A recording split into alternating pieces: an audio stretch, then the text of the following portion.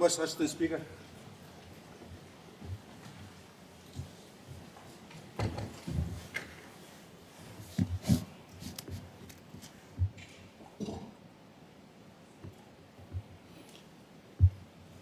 Honourable members, we don't have a quorum. I now suspend the parliament until further ringing of the bell.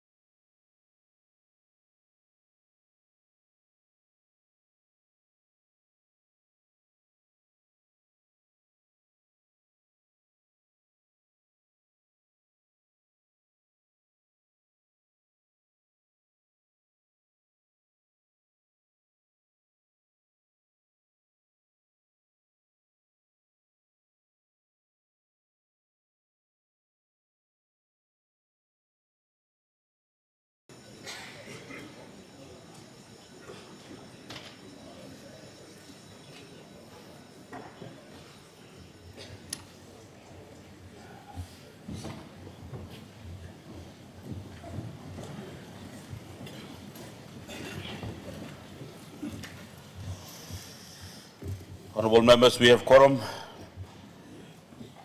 The Governor for Western Highlands Province will lead us in prayer.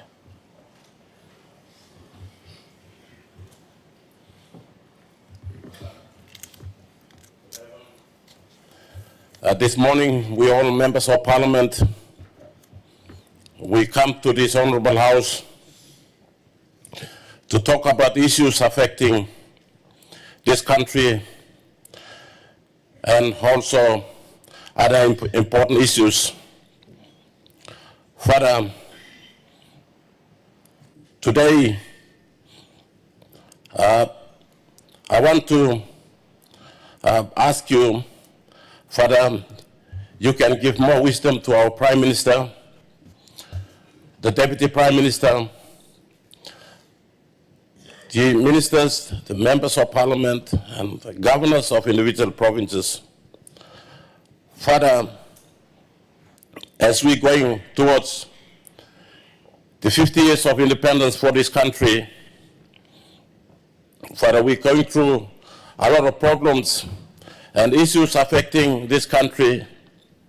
Father, you know all our provinces and the districts where we all members of Parliament represent. Today I would like to ask you if you can come before us today, take part in the deliverance and the issues that we will be discussing today. You can lead us through. I would like to ask the Parliament to let's take the Lord's pray.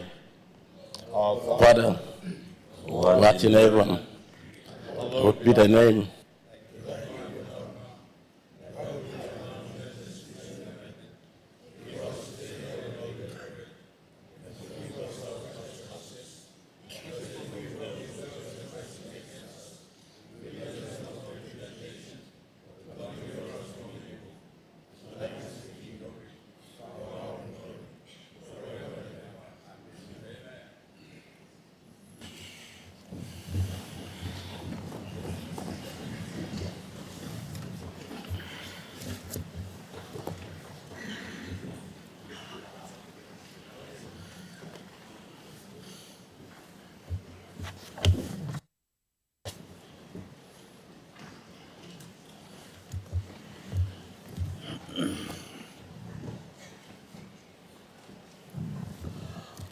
Honorable members, the General Secretary of People's Progress Party has informed the Speaker of the National Parliament that after all due process and formalities required by integrity of political parties and candidates commission, I inform the Parliament that Mr. Douglas Tomaresia, member for Kirwina Goodenough and leader of opposition, is the parliamentary leader of the People's Progress Party effectively of 6 March 2025.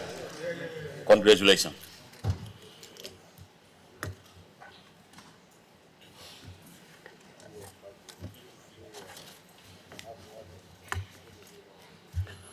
Honorable members, I wish to acknowledge the presence of the public gallery of a second batch of teachers and students from Northeast Academy in the National Capital District, undertaking humanities studies in social science, business, and science, and teachers and grade 7 and 8 students from St. Maria Garati Kabuna Primary School, Kuni LLG in the Kairiku District of Central Province.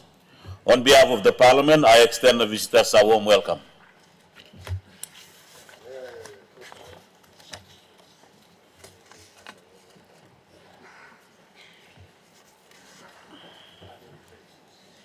Are there any petitions, notices? Clerk. The Minister for Justice and Attorney General gives notice that is present a bill for an act to repeal the Y2K Fairness in Litigation Act 1999. The Minister for Justice and Attorney General gives notice that is present a bill for an act to repeal the Customs Recognition Act Chapter 19.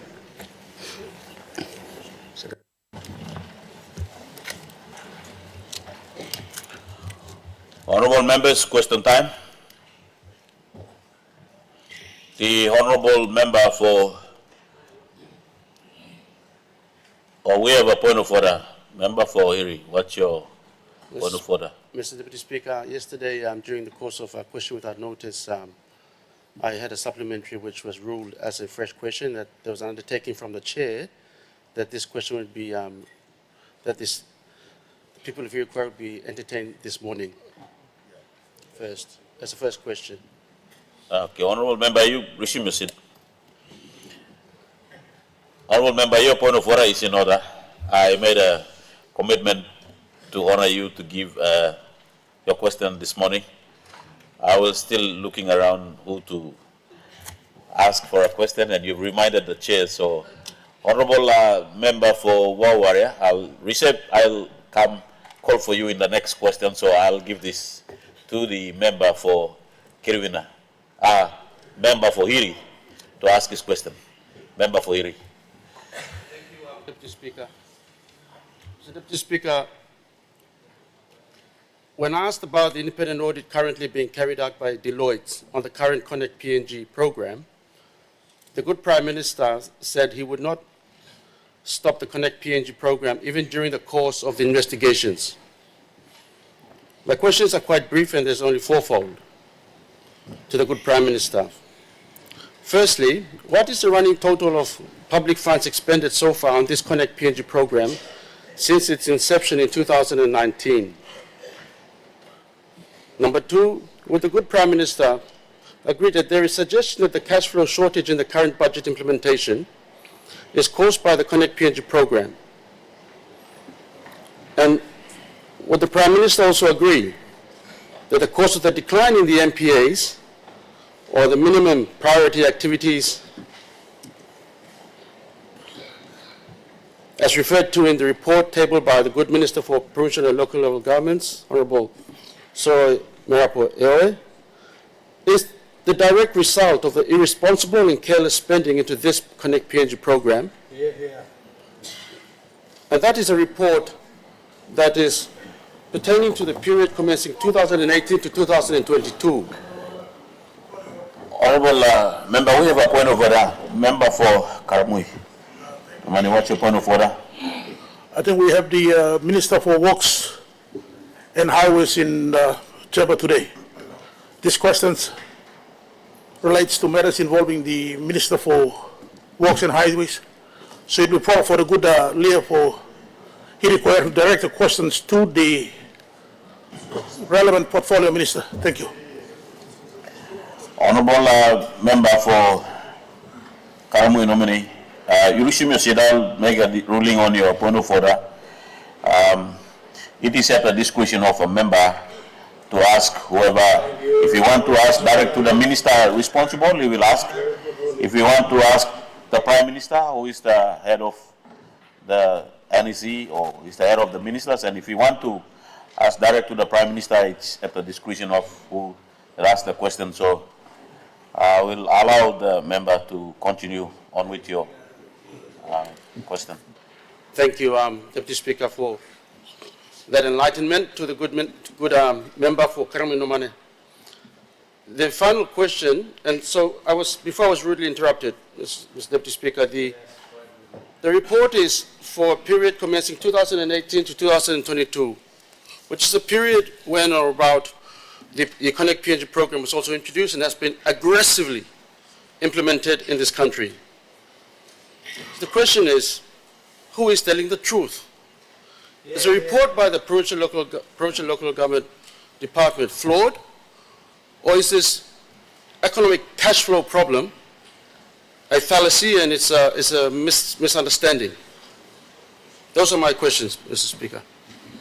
The Honourable Prime Minister. All right, thank you, Mr. Deputy Speaker, for your stewardship over this session, and I appreciate the question put across by the member for Hiri. I want to also acknowledge our children, our students who are in the public gallery. Mr. Deputy Speaker, I want to, the three questions. Firstly, say that Connect PNG allocations is not over and above what was budgeted. We have under this government a weekly budget management committee meeting that goes on every week. In fact, Tuesdays at 10 o'clock, the Treasurer chairs this meeting.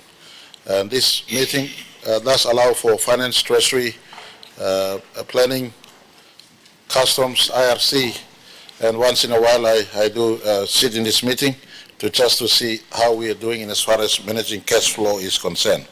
So the Connect PNG doesn't eat into budgets allocation for other key sectors. Mr. Deputy Speaker, I want to point all of us to Treasury's website, www.treasury.gov.pg. You got final budget outcomes of every year that is put out by Treasury, and for this year's or for last year's actual financial disbursements and our record. The Treasurer sometimes next week will be handing down the final budget outcome for 2024. Therein lies for everyone to see the expenditures of any year that governments does pass through. We have a point of order. Honourable Member, what's your point of order? The first question is very simple. Running total of the program thus far, from 2019 to today, there should be a global figure. And according to this program, Honourable Minister, we have a point of order. The member is still. the question is how much so far the people of Papua New Guinea have paid to this Connect PNG program to this date. As of today's date, what's the running total? Honourable Member, I understand the Prime Minister is just starting on with the reply to your question, and let's allow the Prime Minister to finish his reply. Prime Minister. Thank you, Mr. Deputy Speaker. I know the member for hearing is anxious to get the answers, but I am answering the second question, and I will come to the first question the way I want to order the response. The second question asks whether the Connect PNG allocation is eating into the fund for this year or as it was for last year. And so I'm prefixing my answer with information that should inform all of us in the country, because this is a question that brings into the mind of every citizen and stakeholder of our country and economy the ability of this government to manage its budget. And so I want to point to everyone, our final budget outcome 2023, our final budget outcome 2022, and henceback. And you can look into every year for as long as data is available. It goes back to governments of past. But our final budget outcome 2023, I point to that year especially, is an indication of prudency of how we manage our budget. Almost 100% delivery on commitments to our country in 2023. Now, Treasurer will pass the budget, final budget outcome for 2024 next week. And we are not ashamed to tell it as it is, what happened last year. And the country will know what happened last year. But to answer this question, I want to admit on this floor of Parliament, Connect PNG never ate into other fund allocations. Connect PNG consumed its own space. Nothing more, nothing less. Nothing more, nothing less. The Connect PNG Act says that governments going forward must allocate 5.6% of any budget to finance our roads in our country. And so within the envelope of budgets that we've allocated in 2024, Connect PNG program tried to stick to it. So Connect PNG never consumed other spaces. Connect PNG never influenced the underperformance of our revenue collection elsewhere. And I want to give full assurance to the member who asked the question that the running total of Connect PNG expenditure, I do not have it on my phone as I speak today. Information has been requested. Tomorrow, if not next week, Tuesday, when Parliament resumes, we will present to the floor the running total of all spending on Connect PNG thus far, so that the country is fully informed. The country is fully informed on the investment happening. Connect PNG may seem like a scam to some of you, but to some areas, road is going into areas road have never seen before. And so this is happening over the weekend. Over the weekend, I drove through Gare and returned, and a good member for Iri knows where Gare is. It's my village as much as his village by adoption. I drove there. Whilst the road may not be world-class, but some little work is happening today. Yeah. The last time I was there, road maintenance was passing through Tubusere. Today it's pushing through Barakau and almost hitting Gare as we speak. And let's Connect PNG at work, trying our very best to try to help all parts of our country, including the Hiri Koyari electorate. So we will give full report as to exactly how much was spent since Connect PNG Act came into place. So there's transparency in this one. And the Works Minister, in fact, has a paper to present to this Parliament in as far as the Works annual report is concerned. The paper also would sufficiently address some of the recurrent questions that surface in as far as Connect PNG is concerned. The investigation that is running is meant to assist the program.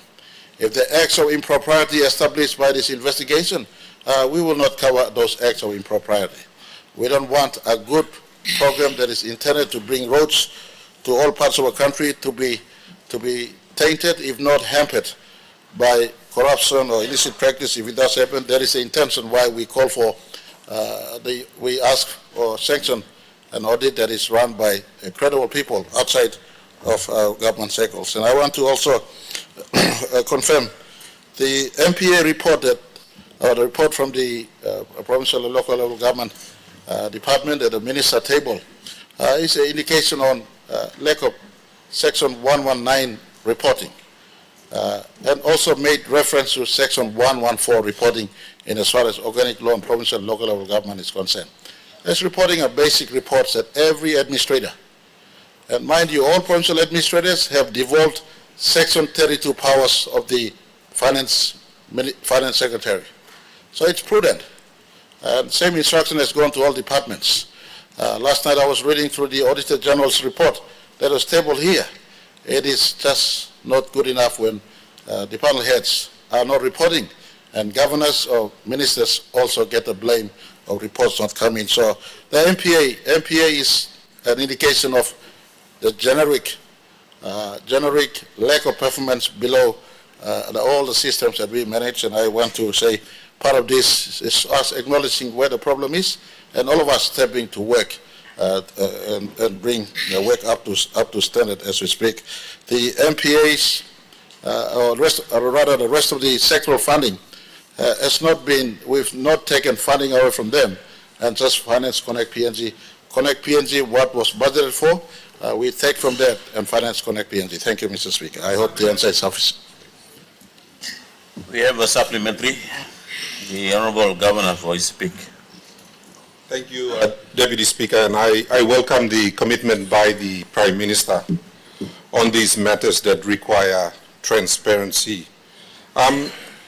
Just for, if he could also give consideration based on his response, there is one matter that still requires transparency on the floor, and that is in this report that he has indicated that the good minister is going to bring. Could they also include the total running value of the contracts into the future, and which years those contracts will become due, and the impact of those contracts on future budgets pertaining to the requirements of Section 209 of the Constitution?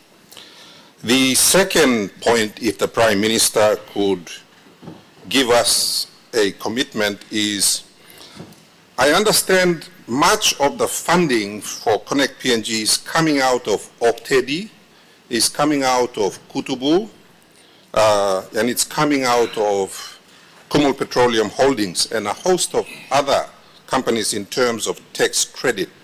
Could you also tell the House how much of Connect PNG is being funded through the tax credit scheme, and what is the impact, because you are taking out future revenue? Again, I remind you of Section 209 of the Constitution. If you could tell the House and give us some transparency. The other thing I would like to know is is there a definition of which roads qualify as Connect PNG roads and which roads are provincial roads or district roads? Because the MPA covers provincial and district roads. So if either the minister or the prime minister, based on his current undertaking, could tell the country which roads qualify to be funded under Connect PNG and which roads do not. Finally, the Prime Minister made a reference to the final budget outcome, and I've made mention before, Deputy Speaker, and since the good Prime Minister has given this House and the people of Papua New Guinea an undertaking, I'd like him to go further. In the 2023 FBO, a total of 980 million was moved from health, education, law and order, and a whole host of important sectors and paid to certain provinces. And that is clearly indicated in the 2023 FBO. Could the Prime Minister also give the people of Papua New Guinea an undertaking to bring a report to the floor that indicates which provinces were paid these funds and for what purposes? Thank you, Mr. Deputy Speaker. Honourable Prime Minister. All right, thank you, Mr. Deputy Speaker. These are important questions, and firstly, in response to the last question from the member for ECPIC, the report, as part of the need for him and all of us to know, will be brought to this Parliament, and I will give this undertaking. All spending of government is within budget. And I want to say to all members of Parliament and to the country through this question that no spending should be made outside of the budget, and in my view, considered view, no spending under this government has taken place outside of the budget process. In any case, the Treasury has Section 3 powers, but those Section 3 powers were used within considered measure and within the provisions of budget. All provinces allocation, some provinces have, for instance, Bougainville, Enga Province, Morobe, Hela, Southern Highlands, Western Province. Some of these provinces have budgets allocation labeled as IDG or constitutional grant. But those full report will be presented to this floor. It is a question asked and demands answer. And so I will extract the 2023 budget performances and present to this Parliament, if not through the Treasury and other relevant ministers, then through myself, so that the members of Parliament and the country can know how we spent in 2023. But in the case of those who really want to set quick answers, the final budget outcome 2023 is there for all of us to ascertain.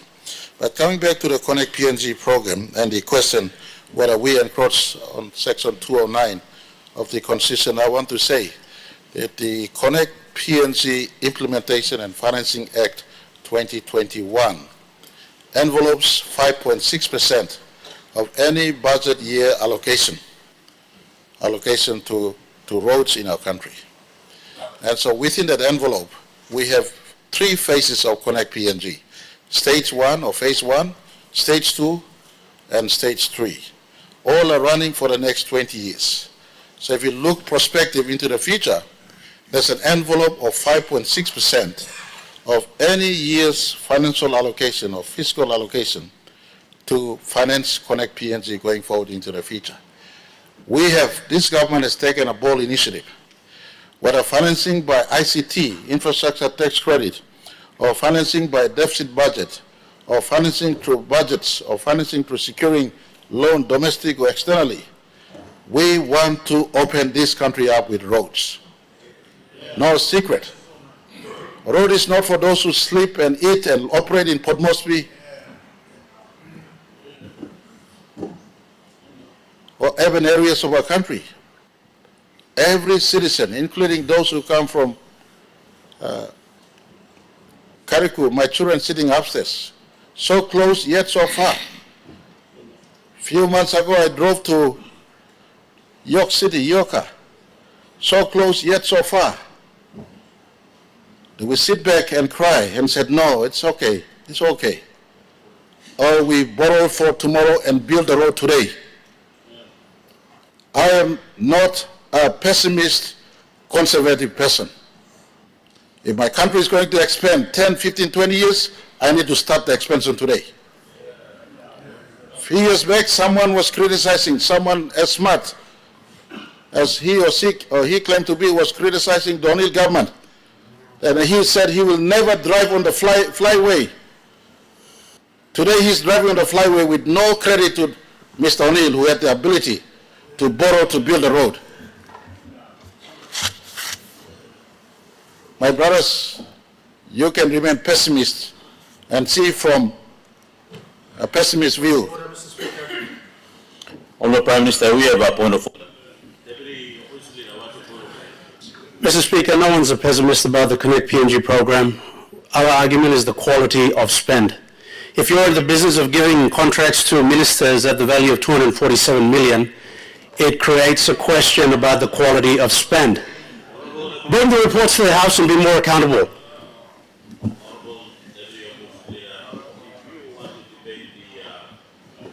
Answers given by the Prime Minister, I would not allow for it, so I'll rule your point of order out of order.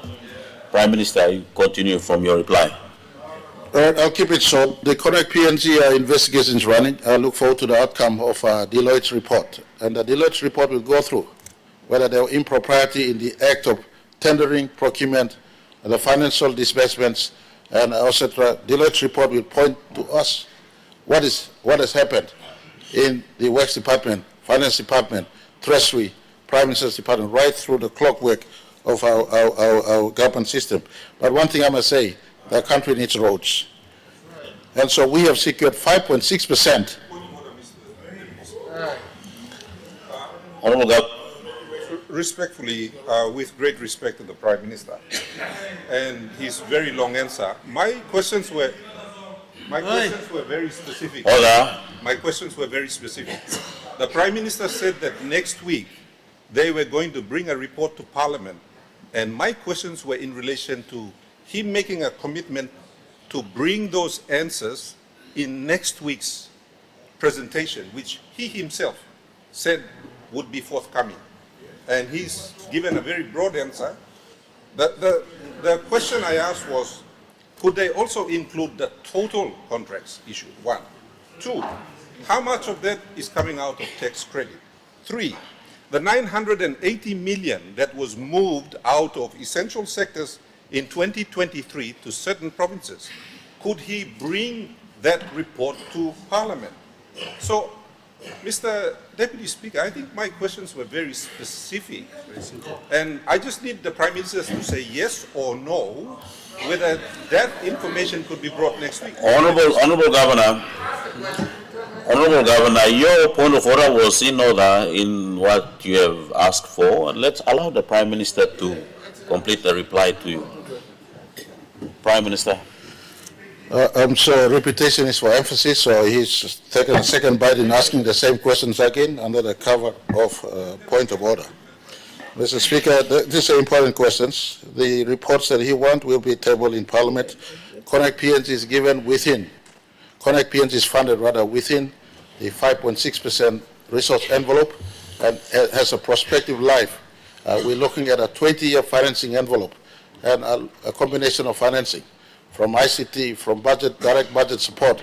All this is looked at so that at the very earliest, we unbundle our country of being left behind and bring our country into connected with each other, especially in our efforts to get agricultural produces and our people out into the mainstream economy. So those will be given. I don't think we have encroached upon Section 209 of our Constitution as far as budgeting is concerned.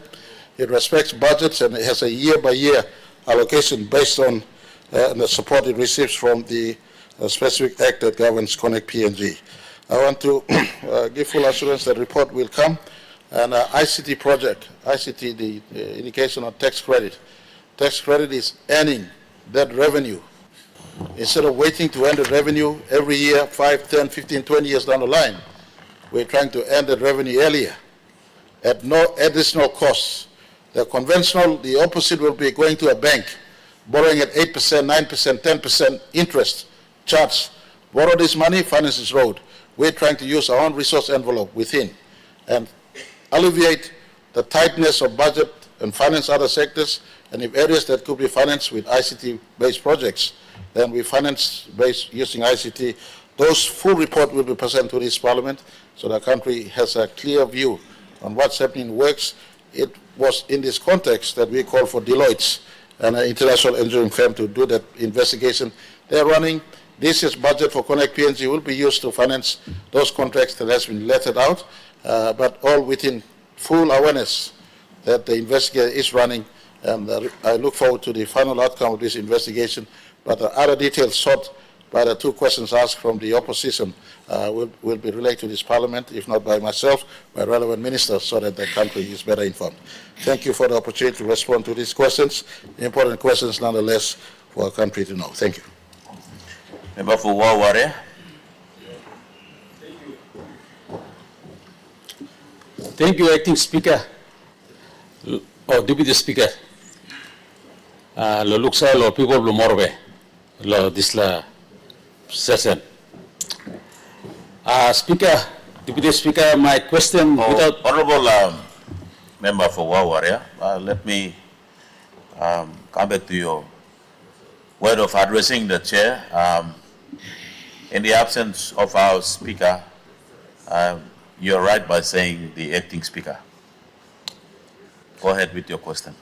Thank you, Acting Speaker.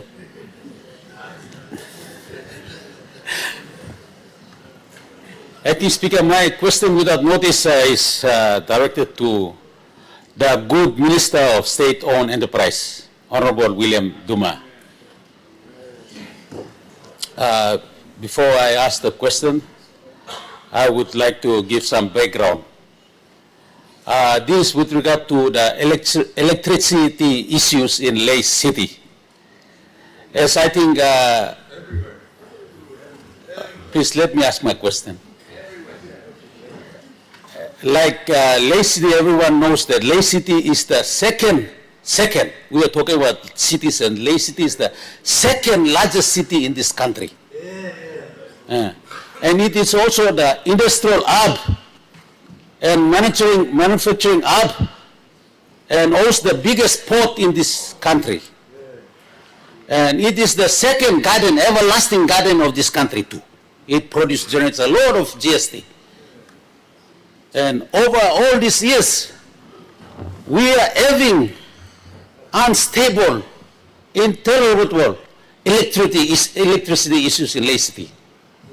And this has affected businesses, this has affected residents, and affected everyone.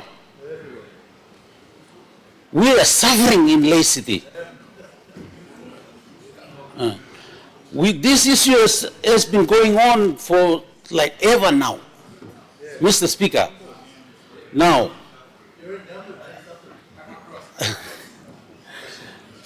whether you're in government or opposition, you will still suffer.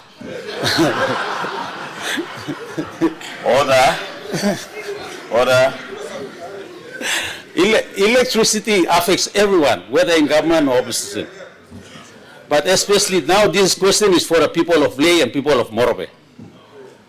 We would like to know, as the good Minister of State-Owned Enterprise responsible for electricity, as any solution for the power problem in Leh.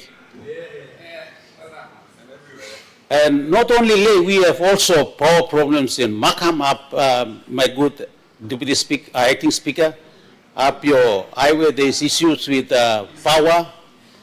And also Bulolo, we have faced Genek, which Bulolo district hosts Genek farm, which produces chicken for this country. And PNG Forest. This district is also facing electricity problem too, and also Waware too. Honorable Member for Waware, you ask your question. Yeah, I have a greater conflict of interest in your question, so please ask the question. So, my good Minister, I think we can leave the towns aside, but the city we can, if the minister, good minister, can give an answer to the people of, to the business houses and the people of Leh, what solutions he has for the electricity issue in Leh, and what is he doing? And when are we expecting these solutions to be provided? And can the good minister keep the people of Leh and the business houses of Leh informed and updated on a quarterly or monthly basis on what they are doing in terms of the power issues in Leh? Thank you.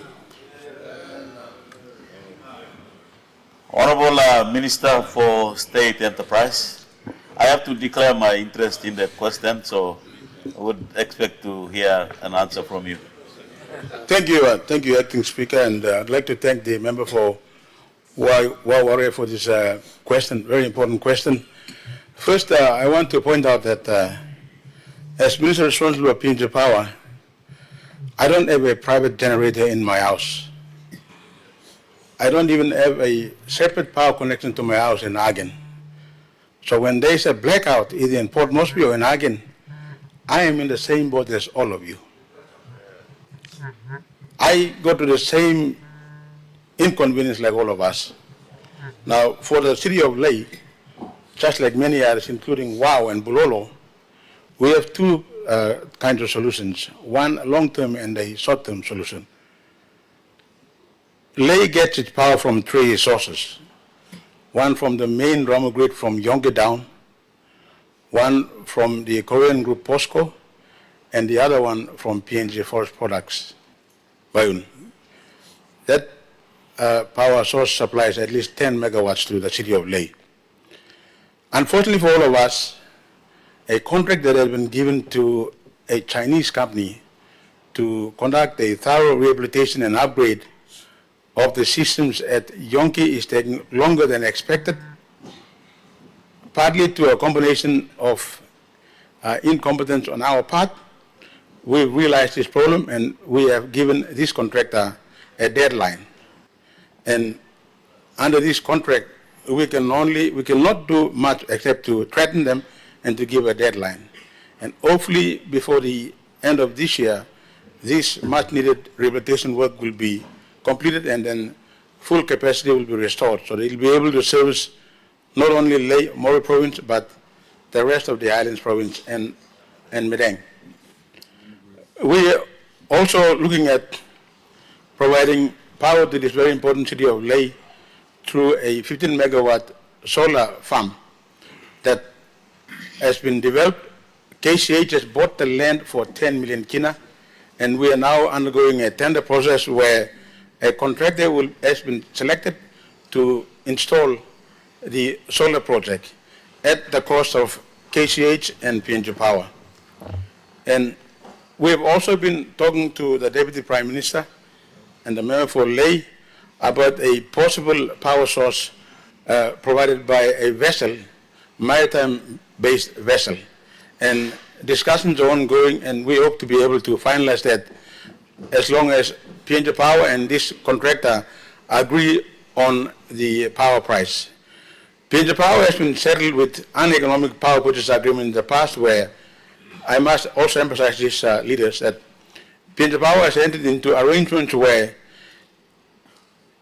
rather than following the normal course of agreeing and paying for the actual energy supplied and provided by those IPPs, under the agreement, PNG Power is expected to pay for the cost of depreciation, capital recovery costs, which are unheard of in the industry. This were done when my predecessor, someone who was no longer around to defend himself, was alive. And we have been working very hard to untangle ourselves from this mess. And it is not that easy. On top of that, when we have the single largest customer, we were also asked to juggle with the competing interests of this country from a limited budget to actually take care of paying for the bills. We hope that we have those challenges. But that is not to say that PNG Power and its shareholder have not done anything, have sat back and done nothing. We have been actively looking at providing long-term as well as short-term solutions to the city of Leh. And we have made some improvements. And I have kept our Deputy Prime Minister and the Member for Leh involved regularly. But if there's a wish of the members from Mori province that they wish to be informed regularly, I can of course inform them periodically if they want. But I have been doing my part by informing the Deputy Prime Minister and the Mayor for Ley. So I must, on behalf of PNG Power, and apologize. I do not feel embarrassed apologizing, but this is a thing that we're working very hard. We have not ignored the problems that have been faced by a very, very important city in Ley. And even the members of the Chamber of Commerce bombard me daily. So, but that comes with leadership, and we are doing those things. But I want to thank the good member for Warrior for this important question, and I can assure him and our people from Ley that it is not that this government and of course the Ministry of State Enterprise have sat back and done nothing. We are doing everything we can to make sure we restore and maintain a consistent, reliable supply of power, not only to Ley, but the rest of the highlands and Medang. Thank you, Mr. Acting Speaker. We have a supplementary. The Honourable Member for Sinasina Yangon. Thank you, Mr. Acting Speaker. Energy supply, electricity supply is a foundation to our economy. So we cannot be playing football with it. If there is a practical problem, we must come to practical solutions very fast.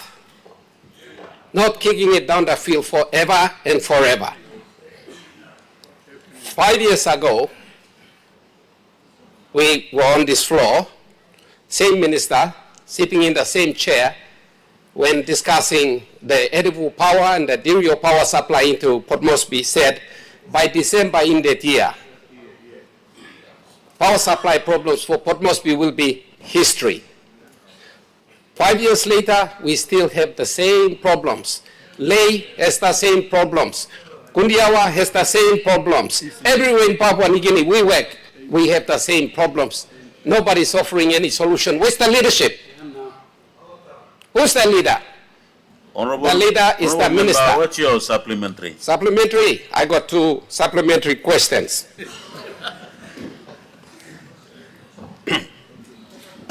How long does it have to take to find practical solutions to the power supply problem in this country?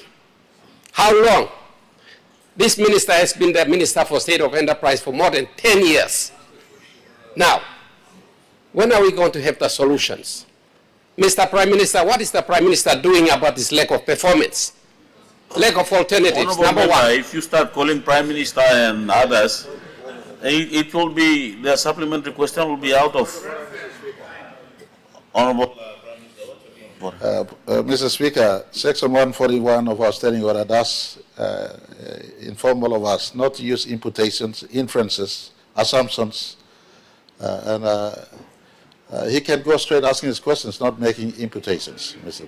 As Honourable Prime Minister, that is why I'm trying to get to the Honourable Member to get straight to your question instead of calling other members. You know, it's supplementary, and that supplementary question I was listening to is at least you do a supplementary question to an issue in Ley, which the Honourable Member for Warrior is raising question, and that question you are now taking it to other part of the province is like a new question. It's same everywhere. Ley is part of Papua New Guinea.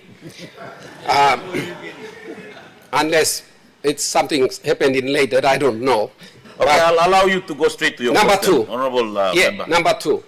If that government, of which the minister is part of, have no solution to putting a decisive end to our power problems, Ley and in Papua New Guinea, can they now bite the bitter pill, bite the bullet, sell the whole shooting match, sell PNG Power, privatize it, just like we did with PNG BC, Papua New Guinea Banking Corporation, and we have been doing very well out of it, out of the resulting company, which is Bank of South Pacific. If we can do well, a lot better by privatizing a state-owned enterprise, being PNG BC, why don't we do the same thing here with PNG Power and put an end to these problems? Because private sector know how to operate a business, not the government.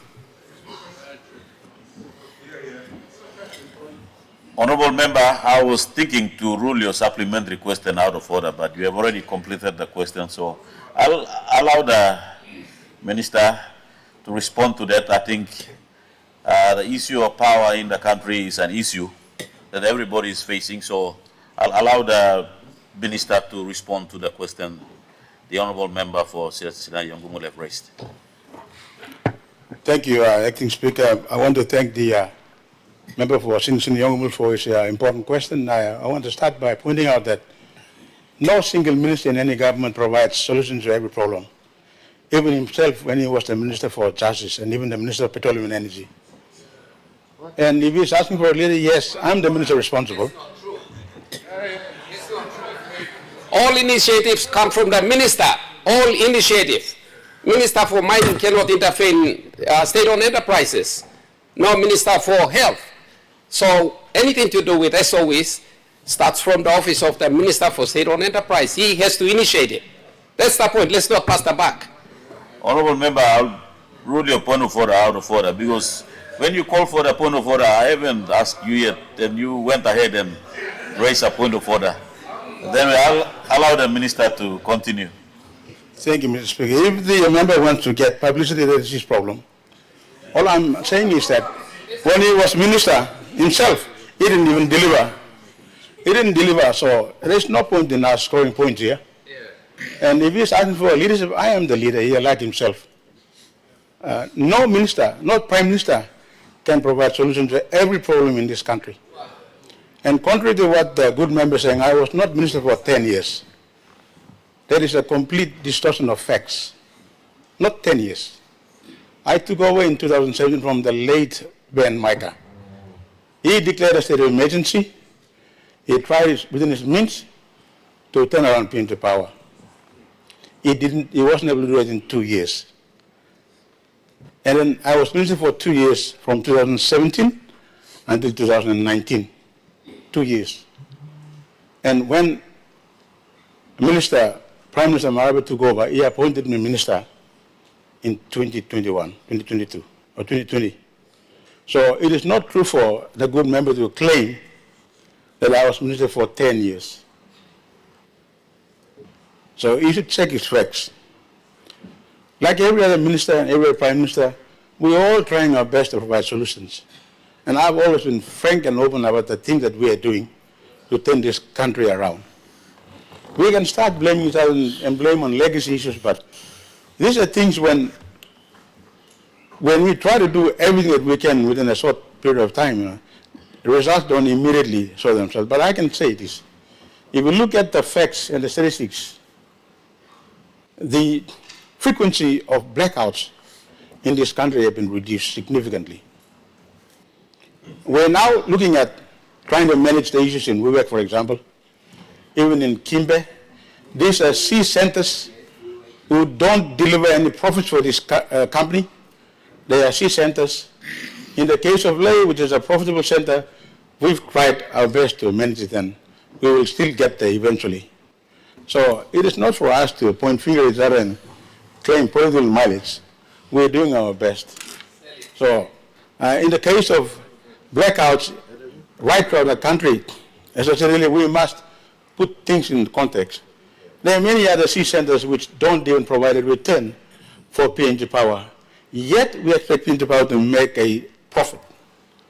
And because it is ultimately owned by our people, PNG Power has no choice but to set aside money to continue to operate unprofitable centers, all in the name of development for our country. Those are the challenges we are going through. It is not easy. We have three profitable centers, mainly, but mostly Leh and the Warrangoid grid in Eastern Britain. The rest, most of them are sea centers. So we are trying to do our best. In the case of Port Moresby, for example, it is not as if the government has not allocated money. The government allocated 111 million kina as its contribution to the development of the Edewe project. Most of you will have seen the large, brand new transmission towers and the lines crisscrossing Port Moresby. And we now have reliability, at least reliable service in Port Moresby now. On top of that, the government also allocated 112 million kina to PNG Power to help fund. Honorable Governor from Morobe, what's your point of order? Point of order. Minister is trying to explain his inability to solve this problem. Continue to do it. Don't think that we are stupid people sitting in this parliament. We are intelligent people sitting in this parliament. We represent our people. People have given us the mandate to be here. Now, the honourable member for Sinasina Yongomul has asked a valid question to you, supplementary question. He said the PNG Power has failed this nation to solve the problem of power provisions in this country. Because without power, this country is not going to move. That is why he has proposed, and it's a valid question, point to you, is to answer. What are we going to do? What are you going to do with PNG Power? Are we going to continue to have them there? Or as he's proposing, have them vacated and privatize it so that other people who can do the job can come in? And that is a valid question and valid point, and this country wants to know, and don't beat around the bush. Honorable Minister, you make your reply. The good governor is very impatient. He thinks he has all the answers, but he doesn't. Against that background, you must also remember that we as a government have never allowed PNG Power to increase its prices. No tariff increase for the last couple of years, for the last 10 years, for example. And we're already aware that this government, led by our Prime Minister, made a decision to privatize PNG Power. And we are partially privatization, and we are going through that process. I'm surprised our good governor is not aware of that. He has been reading, I suppose. So,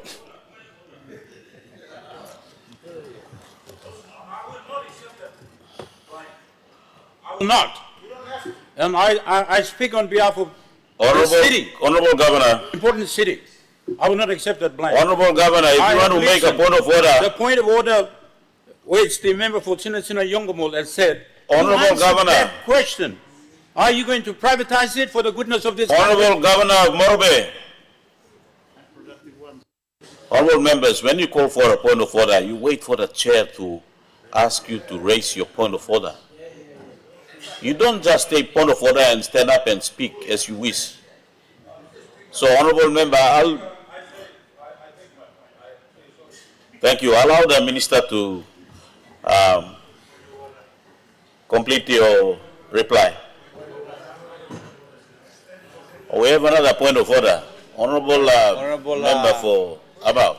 Honorable Acting Speaker, the time is ticking, and yesterday you made a commitment to extend question time today. The honorable member, I remember I don't make a commitment. It is the House that will ask to extend the time, and I cannot make a commitment to extend with my own power. So, honorable member, your point of order is out of order. I'll allow the minister, if you have a reply, otherwise our question time slips. Thank you, Acting Speaker. Just to summarize, I don't have to agree to the governor's views, nor does he have to agree with. What I'm saying is this. Our government has already announced in public that PNG Power will be partially privatized. So I've answered the good member for Sinasina Yongomul's question. So what is the governor from Morobe on about? When is that going to take? That decision was made in December last year, and it is going through a process. Order. Selling, Mr. Acting Speaker, selling a company like PNG Power will not be done through a fire sale. Everyone wants to buy it at a cheap price. It is a strategic national asset of this country. And if we are going down the path of privatization, we have got to make sure that we go through the books properly, proper valuation is done so that our people do get a return for the investment. We are not in the business of selling companies just for the sake of selling. Like PNGBC, for example. Thank you, Mr. Acting Speaker. Honorable members, our question time has lapsed. Leader of Government Business. Mr. Speaker, I ask leave of Parliament to move a motion without notice. Sleep granted.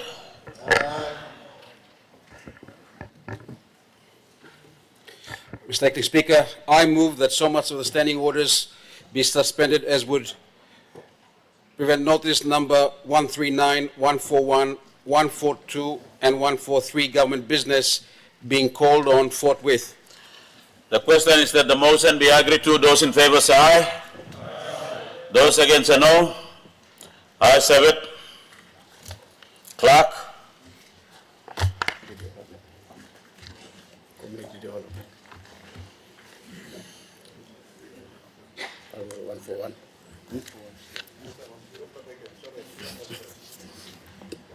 Notice number 141, Minister for Rural and Economic Development.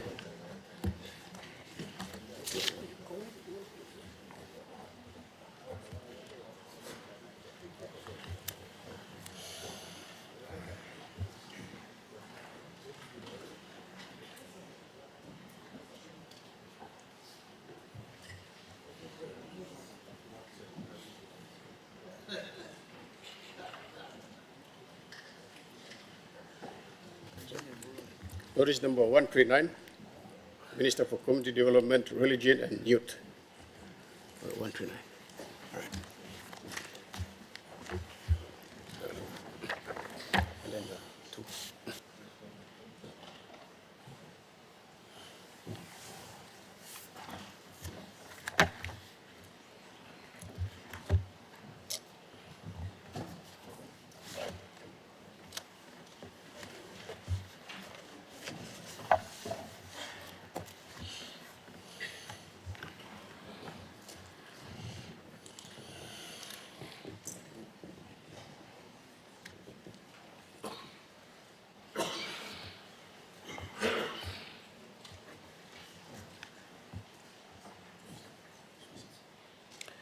Minister for Community Development, Religion and Youth.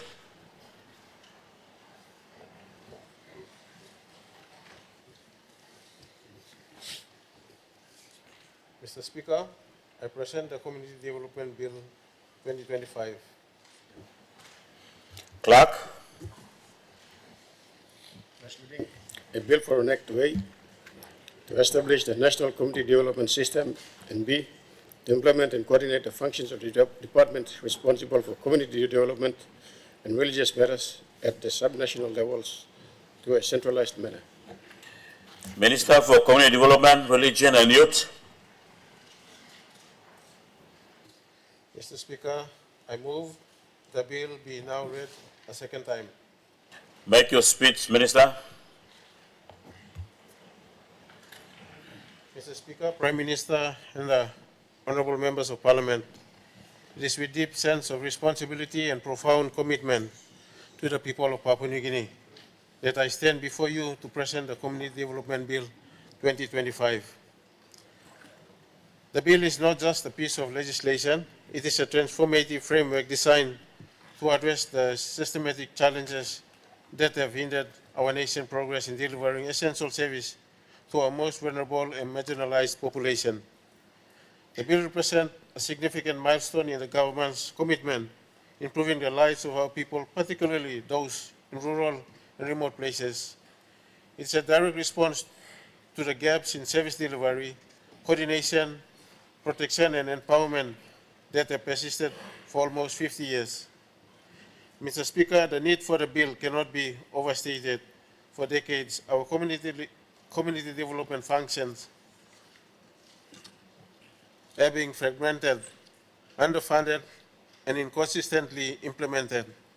The lack of a coordination mechanism has led to inefficiencies, duplication of efforts, and a failure to adequately address the needs of all our most vulnerable population, persons with disability, the elderly, the women, children, youth, and survivors of gender-based violence, including the survivors of social acquisition-related violence. Mr. Speaker, the organic law on the provincial and local level government provides the existing framework for decentralization of powers and functions to ensure service delivery at subnational level. However, in practice, the same system has proven to be ineffective and dysfunctional for effective and efficient delivery of community development services at the subnational level for over the past 49 years. The underlying cause of ineffective service delivery was the lack of established mechanism to ensure coordination of implementation of community development function. This legislation will enable the Department of Community Development and Religion to effectively coordinate the protection and empowerment function of the department at the subnational level. More so, the protecting and empowerment the marginalized and vulnerable population requires collaborative and coordinated efforts from all of the relevant stakeholders as required by the Community Development Bill 2025. Mr. Speaker, allow me to outline the key features of Community Development Bill 2025. The bill calls for establishment of district community development centers. These centers will serve as a primary mechanism for delivering community service development at subnational level. They will ensure that the essential services such as social protection, economic empowerment, gender equality initiatives are accessible to all, particularly those in rural and remote areas. The bill also calls for the creation of National Community Development Advisory Committee. This committee will coordinate efforts between national, provincial, and local level government, as well as with civil society organizations, churches, and development partners. It will ensure that all stakeholders work together towards common goal, avoiding duplication of efforts and ensuring the efficient use of resources. Furthermore, the bill will not only call for development of community development sector plan, it will also strengthen the monitoring and reporting mechanism specifically for the community development sector, consequently involving sector planning, equitable resources allocation, transparency, accountability, and service delivery. Mr. Speaker, for effective collaboration, resource distribution, and for efficient protection and empowerment service delivery, the bill requires all the international development partners, non-governmental organizations, and civil society organizations to register their plans and activities with the Department of Community Development and Religion. This will ensure that their efforts are aligned with the national priorities and contribute to the overall development goals of our nation. Mr. Speaker, the Community Development Bill 2025 is fully aligned with our national development goals. It supports Pillar 1, human capital development, gender, youth, and people. Pillar 3, institutional development and service delivery of the Vision 2050. It also aligns with strategic priority area number 11, population dynamics and development of the medium-term development for 2023 to 2025. Mr. Speaker, the tabling of the bill is the result of collaboration and commitment of all relevant stakeholders. I would like to take this opportunity to acknowledge the tireless efforts of the Department of Community Development and Religion under the leadership of the Secretary, Mr. Hubase, and the technical working group that includes representatives from the Constitutional and Law Reform Commission, the Office of the State Solicitor, the Office of the First Legislative Council, the Department of Justice and Attorney General, the Department of National Planning and Monitoring, the Department of Provincial and Local Level Government, the Department of Implementation and Rural Development, the National Economic Fiscal Commission, the Department of Finance, and the Department of Treasury. Allow to the legal consultation to ensure relevance of the bill and alignment of the bill to exist legislations and policy framework proceeded the submission and statutory endorsement of the bill. As such, the First Legislative Council issued a certificate of compliance on 12 March 2025.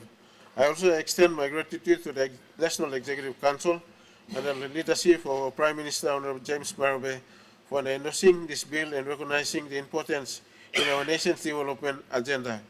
Furthermore, I'd like to acknowledge the invaluable contributions of our development partners, non-governmental organizations, civil society organizations, churches, and the community-based organizations. Your efforts have made a significant impact on the lives of our people, and the bill seeks to build on your work by creating a more coordinated and effective framework for our community development. Mr. Speaker, the passage of this bill will mark a new chapter in our nation's journey towards inclusion and sustainable development. It will empower our community, strengthening our institutional and ensure that no one is left behind. I urge all honourable members of Parliament to support this bill and join us in building a Papua New Guinea where every citizen, regardless of their background, circumstances, has the opportunity to live a life of dignity, security and prosperity. Let us all work together to create a nation where our children can grow up in a safe and supportive environment, where our women are empowered to reach their full potential, where our youth have access to education and employment opportunities, where our elderly and persons with disabilities are treated with respect and care they deserve. Mr. Speaker, the Community Development Bill 2025 is more than just a piece of legislation. It is a promise to the people of Papua New Guinea. It is a promise that will not rest until every citizen has access to the services and opportunities that they need to thrive. It is a promise that we will work tirelessly to build a nation that is inclusive and equitable and prosperous. I call on the honourable members of Parliament to support this bill and join us in making this promise a reality. Together, we build a better future for Papua New Guineans. Thank you, Mr. Speaker. The Honourable Member for Kandep. Thank you, Mr. Speaker. I stand to support the Minister, and I think many papers like this have been produced, but I think this is one of those best papers that addresses human usage in Papua New Guinea and honourable attention. I think Peter then deserves the support of all of us in this particular bill. Mr. Deputy Speaker, let me just touch one area. There's many areas that this bill is looking at, but I'll touch one area that I heard him mention, and it's in his speech, about the cohesion of LLGs, human capital development. He mentioned the social cohesion, but in the word level, I'd like to touch in that area so that the Minister can take that into consideration. And I'll, Deputy Speaker, with your indulgence, just give an example of what I have seen happen in my own district. Deputy Speaker, you will know, the nation knows, that Anga is one of those tribal conflict, frequently tribal conflict area. We have seen it spilled to other parts of PNC too. And how it starts at the grassroots level where we overlook the human factor of social and economic development. And that then develops into law and order issues. And we hear most of the times, we criticize the Minister of Police, the Police Commissioner, and other law enforcement agents. However, the real issue, if you root it down and look at it very carefully and zoom it into it, it is there in the social, the human attitude, human character, human development, right in the grassroots level. That then, if it is not looked at and the goodness of the people on the grassroots level in the LLGs in the word, not properly cultivated, then the opposite happens, that develops into the negative aspect of life. The positive energy our young people have is now converted into doing something negative rather than doing something positive, and that we have seen illustrated many times over in this country.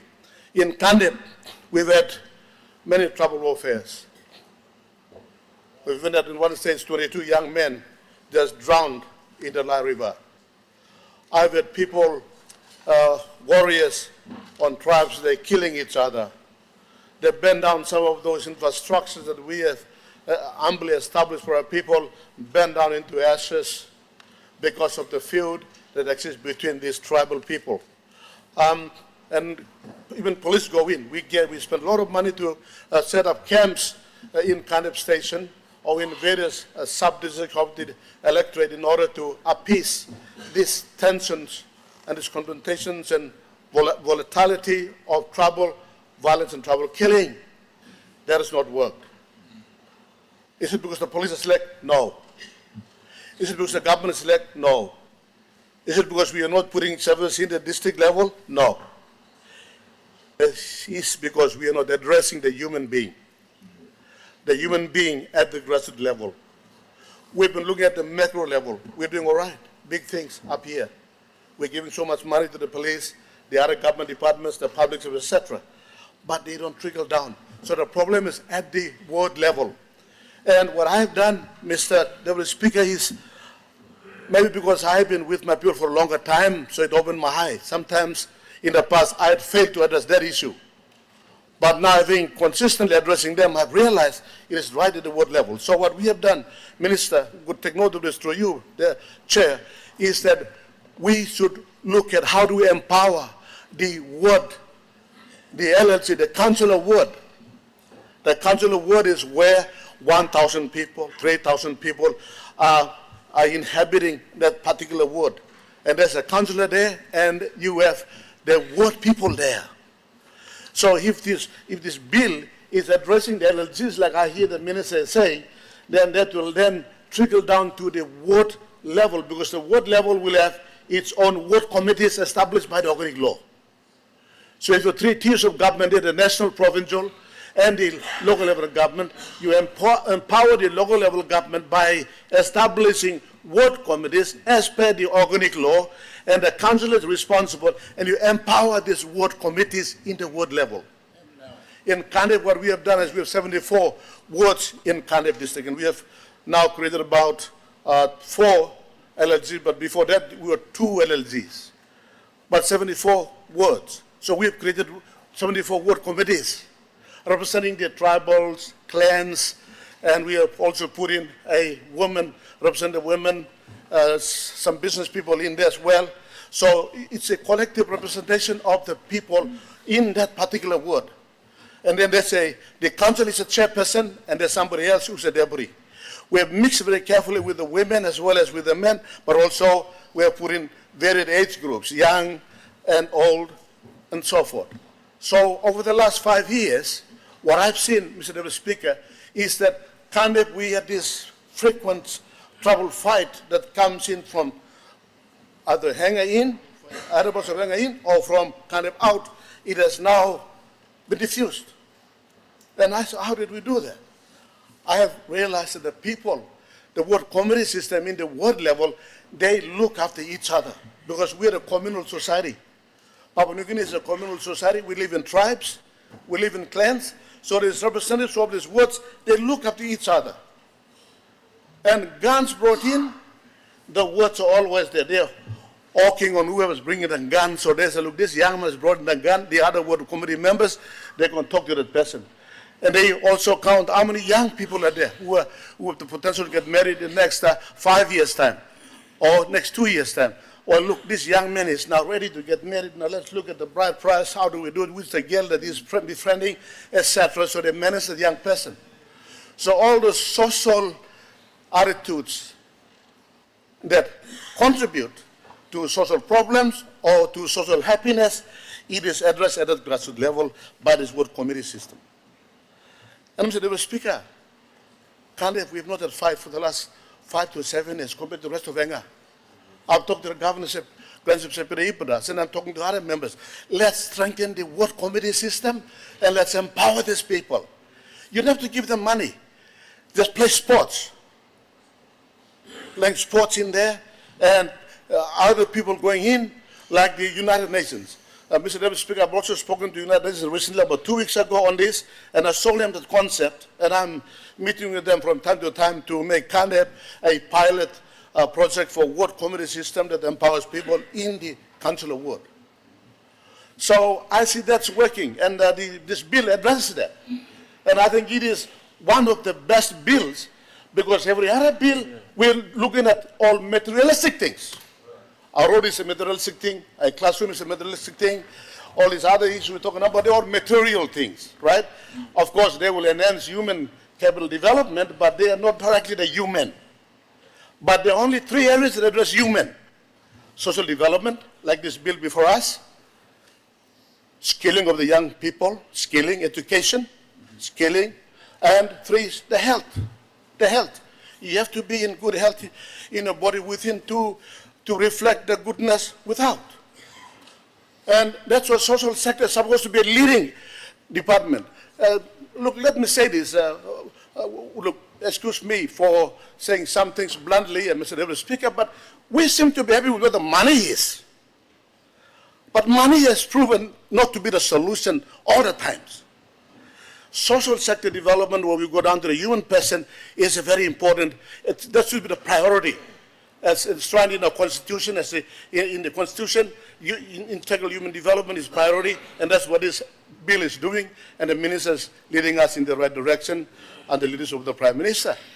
And another factor I've also seen in Canada is this: drug.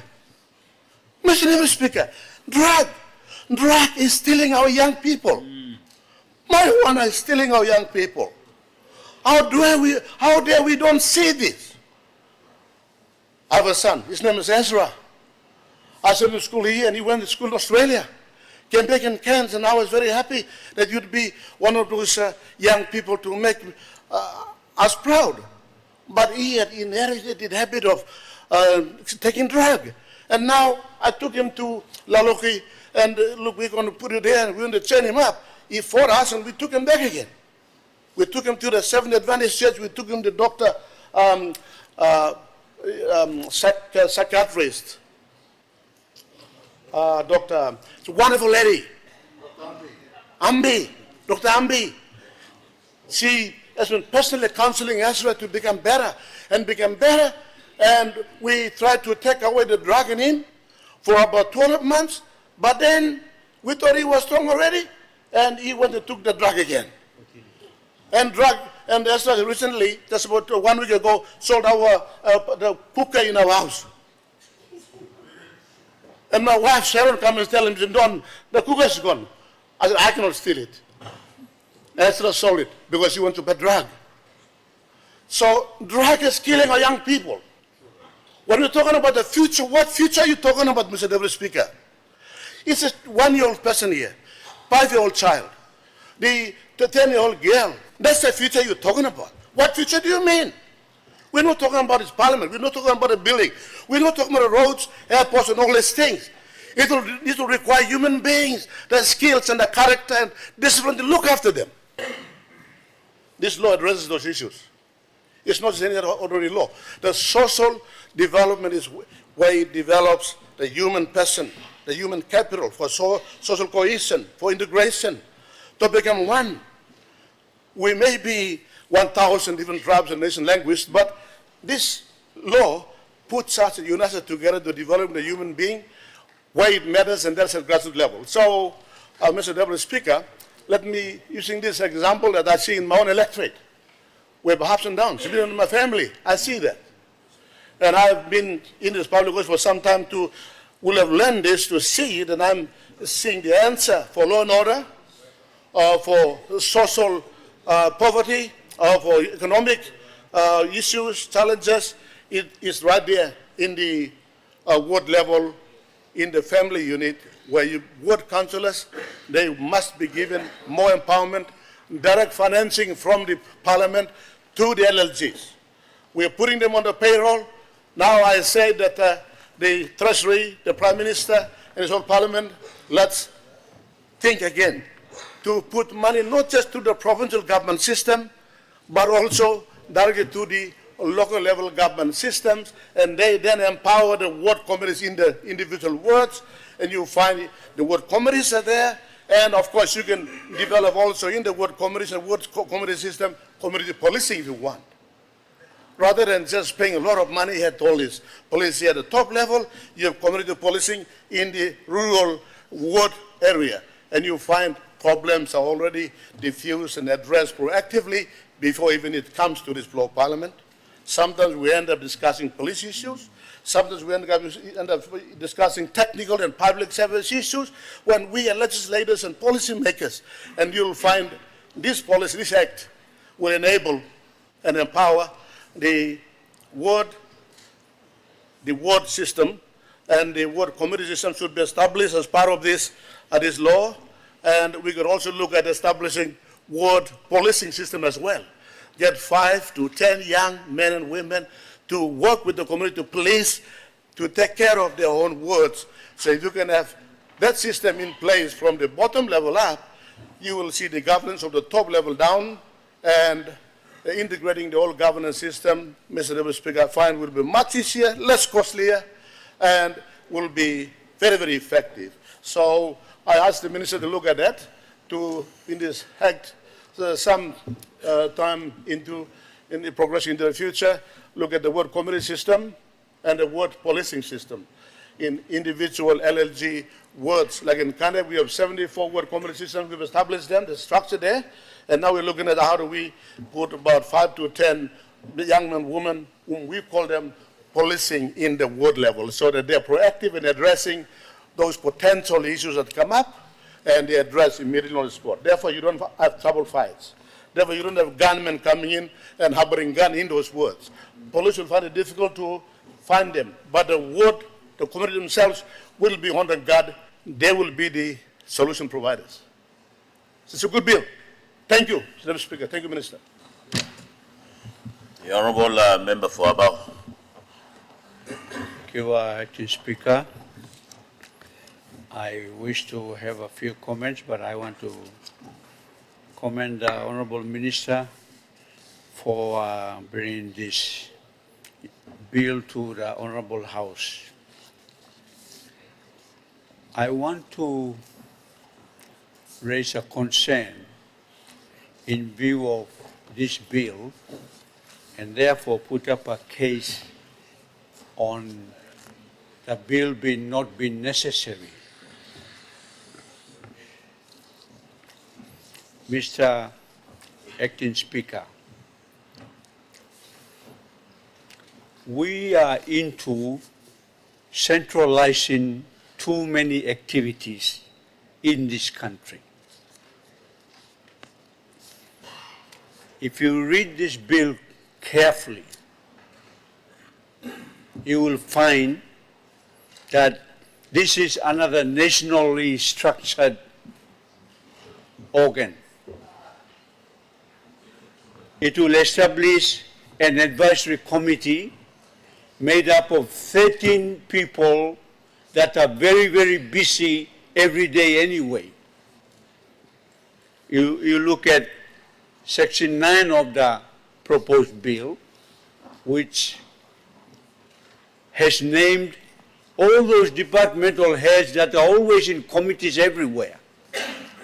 Planning, finance, health, education, community development, even the police commissioner or his nominee there. So, Mr. Acting Speaker, I'm always against centralizing programs. The Honourable Member for Kandep highlighted existing systems through by law, the local level government and the wards. They're already there and working, but devoid of funds. That's where these community issues are addressed, not at the national level. DDAs too are eased up. We have district community development officers there. We have church members in the DDA, LLGs too. So in terms of the entire community, the system is there. Please don't centralize it. Give it to us and give the funding as well. This is another centralization program. I can tell you, Acting Speaker, it will be another white elephant. It will not work. All these advisory committee people, they are busy. Just look, one person, Minister, departmental head responsible for Treasury, or his nominee, deputy, or FAS, or they are all busy people. So, and then you look at Section 16, they are prescribing in this bill that the so-called Community Development Center will be at the provincial level, trying to coordinate again at the provincial level, but we got wards there, we got LLGs there. argument that member for Kendall strongly emphasized, which I agree, but he disoriented it. It's completely disoriented. Use the existing community-based legal entities, LLGs, wards, DDAs. We members of parliament, we encompass everything in the community. Why do we create another animal? When I was Secretary for Health, I fought against the establishment of the Provincial Health Authority. I argued that this is bringing health back to Waigani.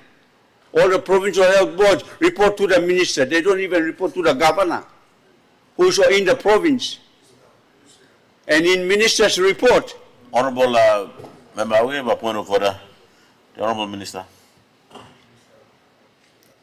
I'd like to make it clear to the floor of Parliament that the bill, the PHA Act, is an important act, and it's been passed through Parliament, and we have PHs now in 22 provinces, and the governor, represented by PA, is on the PHA board.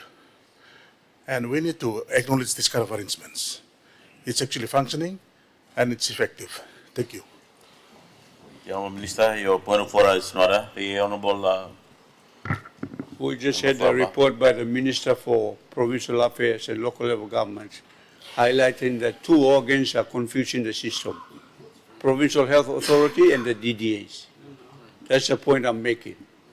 Is centralizing these important functions that should be at the authority of, at the provincial level and the district level. So my argument, Mr. Speaker, I mean the Health Minister has to defend the PHA because he's the minister responsible. I was a former minister. I propagated it, but I actually went against it originally. And this is the spirit under which I am arguing. Do not centralize because ministers are too far away. We have to go back at the provincial right down to the district. And for this particular, trying to establish a national community development system, we actually already have it. I don't see the need for us to legislate because we already have structures. The churches are the biggest contributors for community development. You look at every village, every church is there. All we just do through DDA, LOG, we support the churches. Even Minister for Community Development is not even budgeting directly for every church organization. Districts are the ones that are helping. So let's help and facilitate what is already happening down at the district level. My concern is continuing to centralize organs of state that are basically non-functional because they will interfere with many of the legal organs already on the ground. They will step on the toes of too many people. Imagine this advisory committee at Waigani advising on community development issues which include health matters. We already have the system down there already. Or education matters. All these community members, they have their own agencies, the committee members. They are heads of department of their agencies where they are already going down there. Why should we have another parallel program that really doesn't have any authority in these sectoral agencies to interfere at that level? That's my strong view, Deputy Speaker. So I stand to raise a great concern that this law is basically demonstrating to centralize functions back to Waigani on a community development matter where legal entities are already in place, Mr. Deputy Speaker. Thank you. Minister for Petroleum. Mr. Speaker, I rise to support this bill and speak in support of it. Going through the Minister paper, I've dealt with the Office of Community Development in the last couple of years, and I'd like to say that The current minister is one of the most hardworking ministers, but he doesn't say so much on the floor of Parliament, but he sits back and he works. He represents the country very well around the world. He's a workaholic. He starts early in the morning at 8 o'clock and he finishes at 6 to 7 o'clock in the night. So I commend the Minister for bringing this very good bill. This bill, I'd like to comment that I think the member for Abao is misplaced in his arguments. This doesn't centralize the work of the community development. This bill, in fact, gives recognition down to the districts that people in the district at the moment don't recognize that our most vulnerable people, like our elderlies, disability people, our women, children, youth, survivors of gender-based violence, these people don't get they're not recognized because we don't have a central functioning officer. Like, this is a profound bill. This bill, now you walk in DDA and you just stop it. This is what this bill is speaking about. We're giving focus in the district. In the last 2 years, me asking community development officer, who is down in my district working? Now, there was nobody there. This bill now will give focus and recognition. Now, no sit down. This minister, I'm using department plan, all you start work finished. The last 2 years, all working programs go out finished. Down below district, let me put him on the program come. We need a development center. Me go ask him, fund him 50%, me district fund him 50%.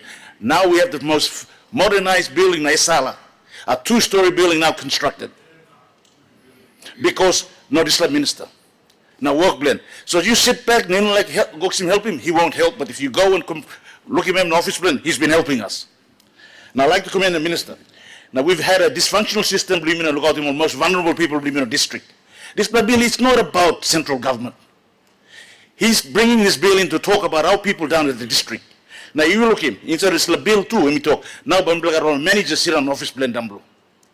All the officers of the provincial government and district already stopped number, only dysfunctional. Now they will be focused in working in this new 2-story building down in Esala.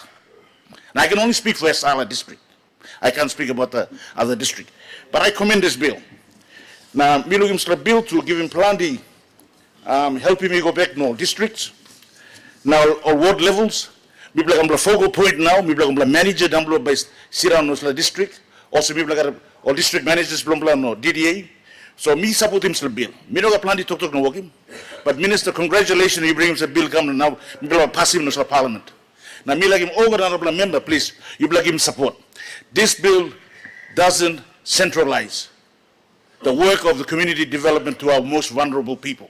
This bill now decentralized, now walking go back no district, no ward level. Thank you very much. The Honourable Minister for Fisheries.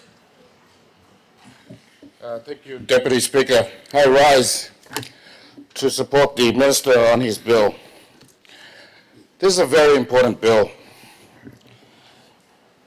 Lest you all forget, community development links all of us. Without community development, none of us will be here.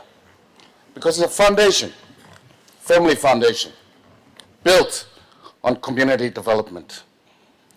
In the last couple of years, 49 years to be exact, as the Minister said, it's a forgotten ministry. We concentrated on other ministries and everything, but socially, this one affects the very people that we should be protecting. Those people up there, our children. Disabled children, handicapped children, battered wives. They don't have a voice. Their voice needs to be heard. When we talk about this in the district, it just comes and it dies. Nobody says anything. But the minister's used the initiative. He's brought the powerful people together. Don't kill the bill before it can show it's good. That is the lesson here. A couple of years ago, they introduced bottled water into our country. Everybody said, Why you introduce bottled water? Nobody's going to drink it. We're going to go and drink from the tap. So now you look in. Bottled water is the highest and most bought drink in our country. And people condemned it. We can make a difference. Not for us. This is not for you guys. This is for the children and the generation that comes after us. We need to put it in place now so that the steps that we take going into the future, they will be protected. I support this bill wholeheartedly, and I thank the minister. Last week, the minister gave us some stats on homeless children in Port Moresby. It's sad. It's a reality. It's not only Port Moresby. It's Lae. It's eating to our towns. What are we going to do about it? We're going to go back to our community development officers in the district and ask them, what programs do you have? They said, oh, we haven't been refreshed. We're sending people that haven't been taught about community development into rural areas to teach them, to give them some idea on family planning and all these things. But yet they themselves don't know it. This finally will give us something so that the people that we send out there have the idea, the mentality to make the changes that we all want. I agree with the Minister for Petroleum in his words. We need to do this now. And I fully support this bill, and I really hope those who have children, those who will be boobas, this was something here, and by walking, by protect him, or picking him in the future. Thank you. The Honourable Member for Sinisina Yangumun. Thank you, Acting Speaker. I want to say there's no question about the integrity of the minister. He's a very good man, and he has a lot of credibility, and he usually does things for a lot of good reasons for our country. That's number one. Number two, we will support him in his work as a minister on any initiative he takes on matters that will advance the welfare of our communities and societies throughout Papua New Guinea. That's a given. Both sides of the floor can support him. It's just the nature and character of the way this bill is written that raises some questions.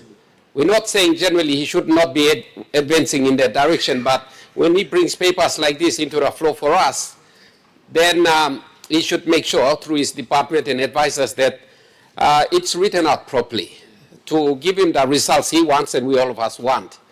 So on that note, there's whatever the Sepuka Temu, member for Abao, has said earlier, I endorse what he said. And on top of that, I also want to point out a couple of things about this bill. This bill talks about advancing the welfare of the community. So when you go into that definition, you will see that community means all the human beings. Go back to that definition. So the bill is intended to work towards advancing the welfare of all the human beings in this country. And for me, that's too broad. It's very, very broad. We need to be more specific because there are many other departments already serving the individual human beings in this country, like education, like the Department of the youth section, which the minister is also responsible for, I believe, the Women's Council, health, education. All those things involve improving the welfare of the human beings, the people of this country. So when we want to promote a bill that is intended to help us, to give us the powers and the functions and most of all the resources to advance those goals, we must be specific so that we don't encroach upon the functions of the other pre-existing agencies of government. So that's point number one. I find the objectives, the functions too generic, too general, not specific enough. Like when we hear the speeches from the other members, the speakers on the floor, they talk about advancing the interests. It's important for our children, but the bill doesn't talk about just the children. It doesn't. It's misrepresenting what the bill says. The bill talks about everybody, and that's too broad. So I would recommend that in order for there to be effective, for the bill to be effective, it should be specific. It should focus on a particular category or group of people, like the youths, pick up on that and advance them, and we will of course support them, because we know that there's going to be precision in the approach to which sector of community they're going to be talking about. Women, there's already women's organizations, council, women's council, and all of those organizations looking after women's interests already. Second point I want to raise is my concern about the exclusion of DDAs. DDAs, the majority of us here are chairmen of DDAs. We are created by an act of parliament in here, and we are not included. Look at section 4, for example. Talks about the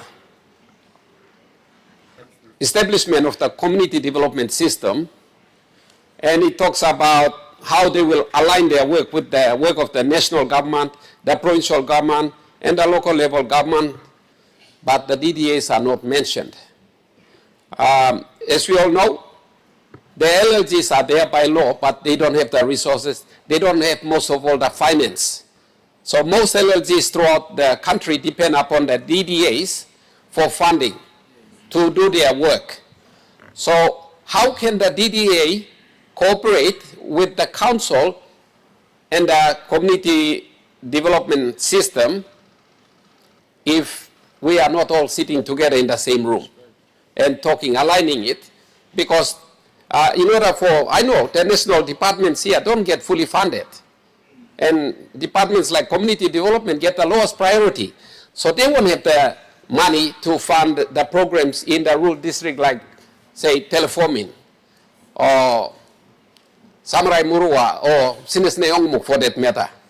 They won't have it, but the DDAs in those local districts will have the money to fund the local community programs. So you have to include, through you, Acting Speaker, the minister has to have the DDAs included in this scheme of things. So we are there, we are involved, we know what they are doing, and there's the possibility of us funding them. Provincial government is already there, but you know, it's a concern that the DDAs who are statutory not included. You look at section 7, for example, talks about the implementation of the development plans, etc. No mention of DDAs, but the other sectors of government are mentioned. So that's a serious gap. There's a serious gap in the connectivity of this bill to the floor on the ground, where the money is. The money is in the hands of the DDAs. We all know that. So that's a serious. If the minister wants the bill to succeed, he needs to bring in the DDAs. Thank you, Mr. Acting Speaker. The Governor for Central.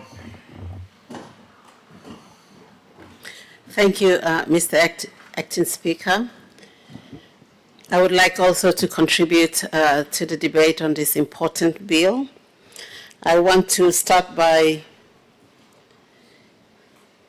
commending the minister for bringing to this floor this bill. I support the essence of the bill.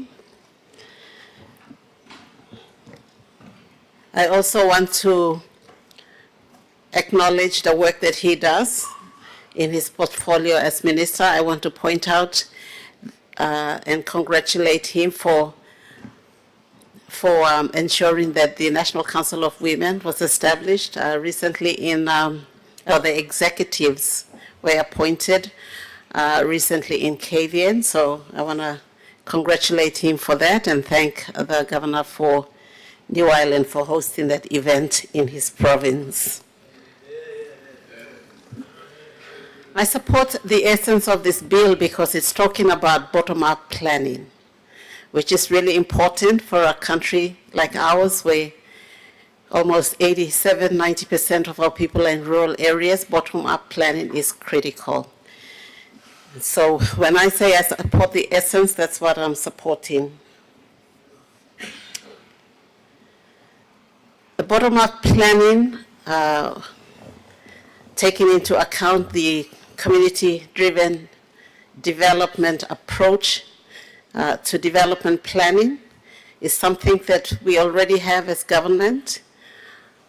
At the moment, together with World Bank, there is a project that's been funded that's called the Rural Service Delivery Project. In the pilot phase, it was called the Rural Service Delivery and Governance, Community Governance Project. In the scale-up phase, it's called the Rural Service Delivery Project. It's about bottom-up planning. It's about community-driven development planning. It's working to empower the community, the ward development plans with their chair, who is the councillor, the ward councillor, the LLG administration and the district administration is looking at empowering the administration level that are working with our people at the community level, as well as the ward development communities. So it's working through existing government system to strengthen that level of government, both political and administrative administration.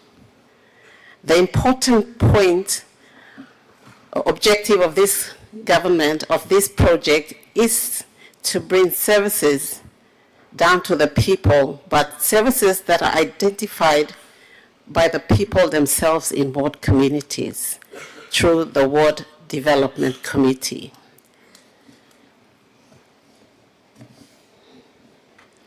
Having said that, I want to support what the Honourable Member for Abau has said. We have existing structures and systems of government that on a large part has not been supported financially to work as it was intended to. And so while this bill here has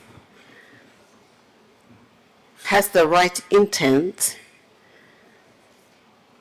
I agree that as I see this bill, it seems to be centralizing the functions that are already played by subnational governments and the structures, administrative structures at that level.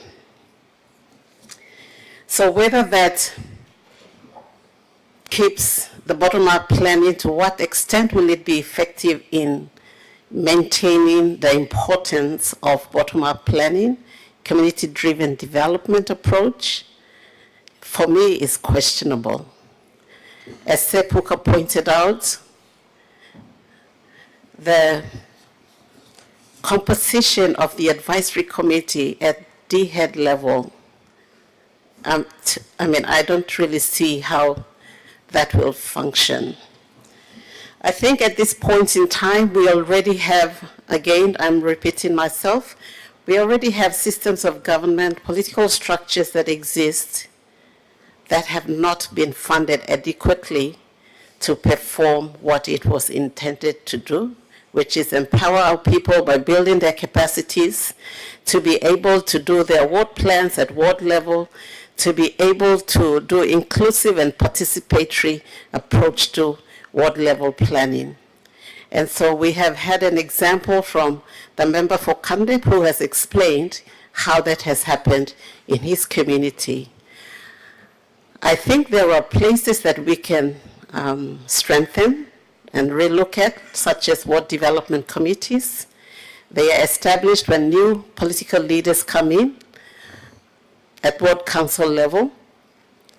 And it should be more administrative so that the ward level planning is consistent regardless of political cycles. But the important point is they are actually consulting with leaders at the ward level to come up, identify projects that they put through. One of the sad realities is that we have seen LLG SIP funded only for 1 year in one term of government.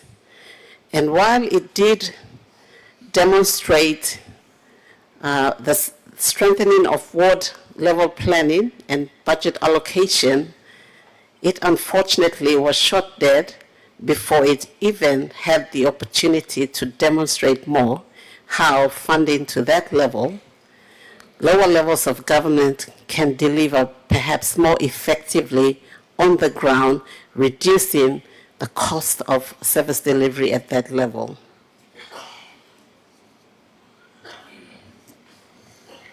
What level planning is going to be location specific? Because as the member for Kandep has said, in a Highlands community, it might look different from a community here in Central Province. Even within Central Province, at ward level, you will have different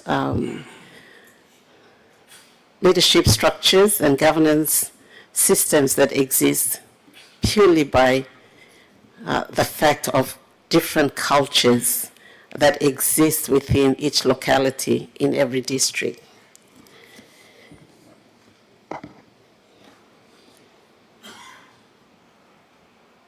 We have existing systems of government such as Council of Women, which is already a network on the ground where ward development committees can have the ward woman rep, Council of Women rep on the ward development committees, same with the youth, same with the church rep.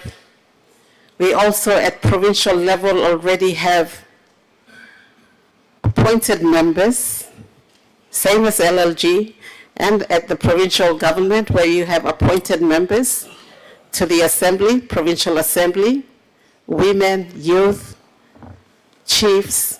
In the case of Central, is actually covered in the organic law.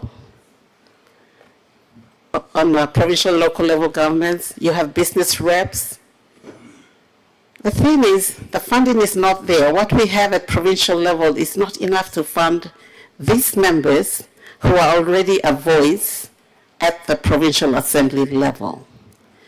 And so I'm trying to take time to point out that the existing system already covers to such an adequate extent the representation of different sectors of the community.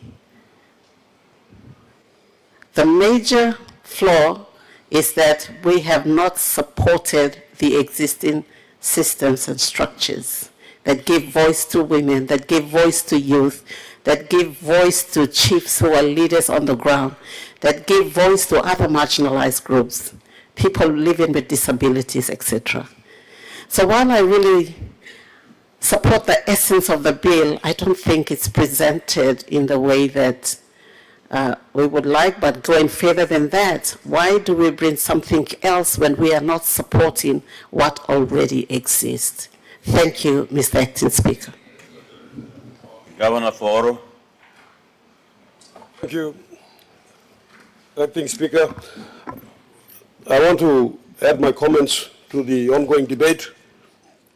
Firstly, I would like to thank the Minister and commend him for making an effort to bring a bill into Parliament that recognizes the plight of our most marginalized in the communities, districts, provinces, country.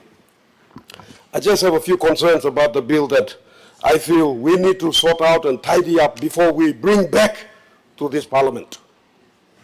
Reading through it briefly, I get the sense that we are creating more public service jobs that will be reporting to Waigani.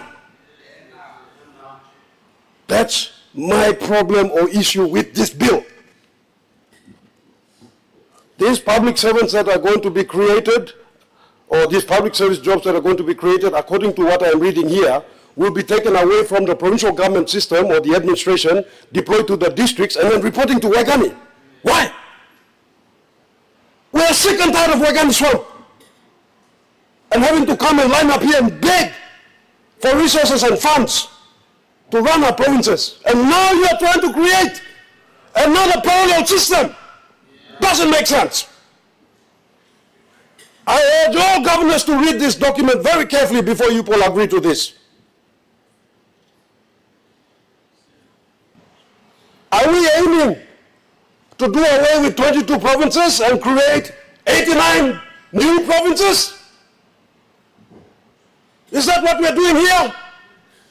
Ministers, read your bills carefully before you bring them here. Your public servants are misleading you. That's what's happening here. This bill doesn't make sense to me. We are creating even more creatures that are creating more problems for us and our people. We have very limited funds, very limited resources. We can't be creating more public servants, more organizations, more structures that work against one another, that all report to only Waigani. My goodness! That's the problem I have with this bill, Mr. Speaker. Thank you very much, Minister, for bringing this to our attention, but I think greater consultation is needed. Consultation with the existing structures, consultation with all stakeholders. And I know that the intent is there, that we want services in the districts for our women, for our children, for our marginalized people, people living with disabilities especially. But I don't see that this is the pathway to achieving that. I think what we ought to do is allow the provincial governments to restructure their administrations to cater for this. And report to the districts and the provinces, and incorporate the DDAs too, so that all of us can work together rather than working against each other in our rush to Waigani, to line up and beg for resources again and again. So my colleagues here, both sides, my issue with this bill is that I don't think it's a complete document. I don't think proper consultation has taken place. Minister, you're a good minister, but your public servants are misleading you. And they've created a document to create more jobs for themselves, more committees, more parallel systems. Goodness. So I, for one, will not support this bill. And I urge all governors to read it very carefully and thoroughly before you agree to supporting this bill. I urge you to take this bill back, review it, consult stakeholders, consult provincial governments, and then we bring back a bill that is going to allow all of us to work together, decentralized, so we are not all running to Waigani Swamp. Thank you. The Honourable Governor from Morobe. Lo giving me leave lo tok lo now. We like him making the lyric shop lo tok lo mil tok fishing. Tok place long old simple man, legally man, not recognized man. You mean like addressing long all. So me like him all the same radio by through the radio all by Adam, nalo TV 2 by Lukim, newspaper all by Kandim.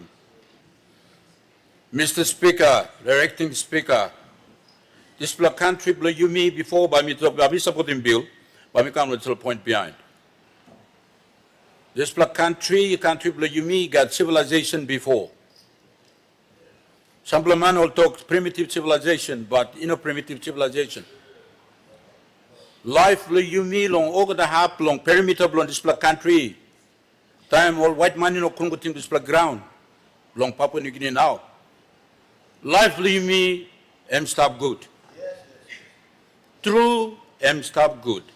Yeah, you may kill him. That's what kill him no reason. Kill him no reason. Not play can birwa, me play kill him long reason. This play can come up. So sorry come up, maybe him goes long reason. Otherwise, you may got community where governed by customs play you may. Community where governed by leadership play you may. Community where law is stopped. Community where all the environment all been stopped good. People no unnecessary destroy him. People got place from kiss him kai. Place from go kiss him fish.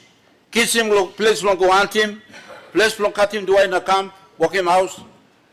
In total order been stopped.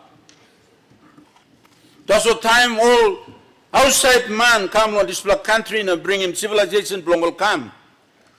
This civilization belong me play been disturbed. Now talk English, me can talk substantially disturbed. Life play you this ground long Papua New Guinea now. Emino stop in order. Plenty kind sick been come inside now. Plenty custom blow nalpla place come inside now. Plenty kind kai blow nalpla place come inside now. All bagarafim you mean and sindan blue you mean the country, stop in order or seven been stopped. Now today time you going to talk this kind life him stop. Before you look at one group blow mothers, talk blow mothers. Before you look at plenty talk belong all yampla, you yampla belong all yet. Heavy belong all yet, not sit down belong all yet. Before you look at talk. Before you look at one talk. Blood disabled people. How I me look out him disabled people. You look at talk. Before no God. Me play God way look out him disabled people. Before you look at one play issue belong unemployment. Mr. Speaker. Look at one play talk na unemployment. Oh, the money got work na kai na smile na kind all stop. Amama stop. Before you look at talk lapun man, how by me look at him? Lapun Mary, how by me look at him? Before you look at this, let me issue him stop. Before you look at one settlement been stopped. Now before you look at one block, one kind of this country. Before you look at one place, 6 group is stopped, now divide him go come stop.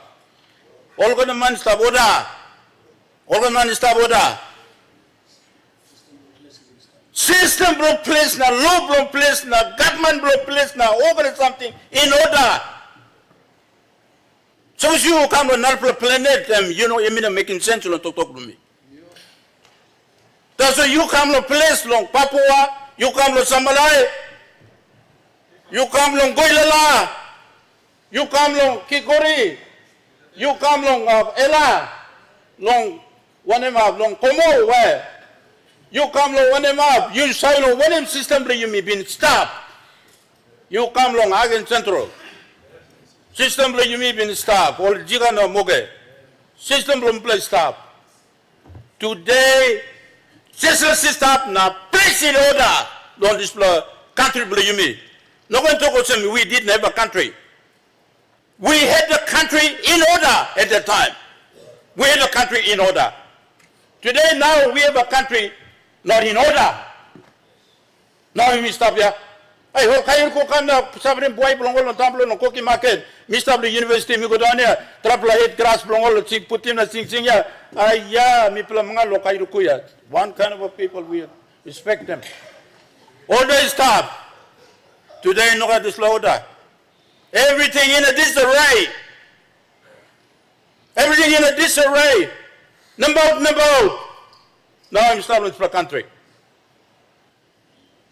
Now, we have a system by the constitution of this country. Constitution was for the country and come up mama law. And give a power on all of subordinate legislation by come up. Legal law of council area by come up. Now, system now must be governed by the laws. Governed by the laws. Long country. You don't have to talk nothing. That should be governed by the law. Now, this is like time now. Member bring bill come now. Before the member bring bill come now. Before Karo Kidu, Honorable the Karo Kidu has that time. I mean, Minister, and he had been sing out him on this name, community development. You know, Chief Somari been given this name. And we had to come after him, community development. This is Mary Maritime Mary long Papua New Guinea, long party place. And so I will talk more too. Em tok motu misa mangal longen. Ino la mangal long bad mangal lo tok place em ta tok tok. Em sa tok good. One time em pray lo iya lo tok place motu. Em sa lo life play yo line play mi lo motu.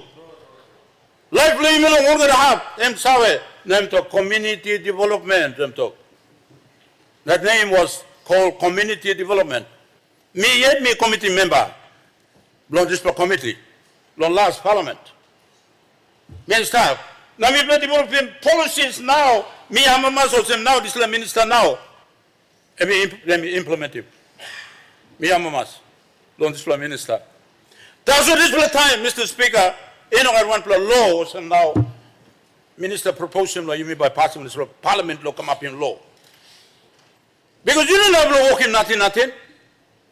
You must get law. There is policy, there is practice, all kind of something, but because you have a policy and a practice on man and have law behind him, you come up in law on man by behind him. Now suppose you book him law, you got consequences from him you will face him. That is why we need a law. Now long policy of community development, Carol Kidu bring him come along, and we come up him long end. Now you may put him in a policy. Now one problem him, and now minister like make him show him this is a policy, and we translate him, turn him along law. Now minister be supporting you 1,000%, not 100%. Me supporting you 1,000%. Because you want to put a system. Hey, I go to maybe governor me go long office from community development or what you go. Hey, you got one committee staff. But me go look him. No, committee ain't going to stop. You're going to youth department or you're going to one kind department or refer him go to so you don't have a system, a political system there by the virtue of the law, which you're going to refer you by go looking for a committee. Now minister make him law and Mr. Speaker, and he right. And we come up in this Billy come long by you set him Community Development Authority. Yeah, all seven man, or by walking on this block, now you walk on talk or some blonde wine, white honey. Hey, now you start. You need intelligent people working in a institution created by the law, and that law passed by the lawful authority, the parliament, Mr. Speaker. So now minister bring in this bill, come here, and long make sure that we have a committee established by the law that we're going to pass, and that is the Committee or Community Development Advisory Committee. Now function belong him, minister long synopsis belong him, and talk out clear truth. Long page, what a page, minister, you know numbering page 2 here. And point number, I don't know what the point, but there you said, the bill also calls for the, that's all right. Where you at? Indeed, number 2 here, I blow me, you pass the mouse.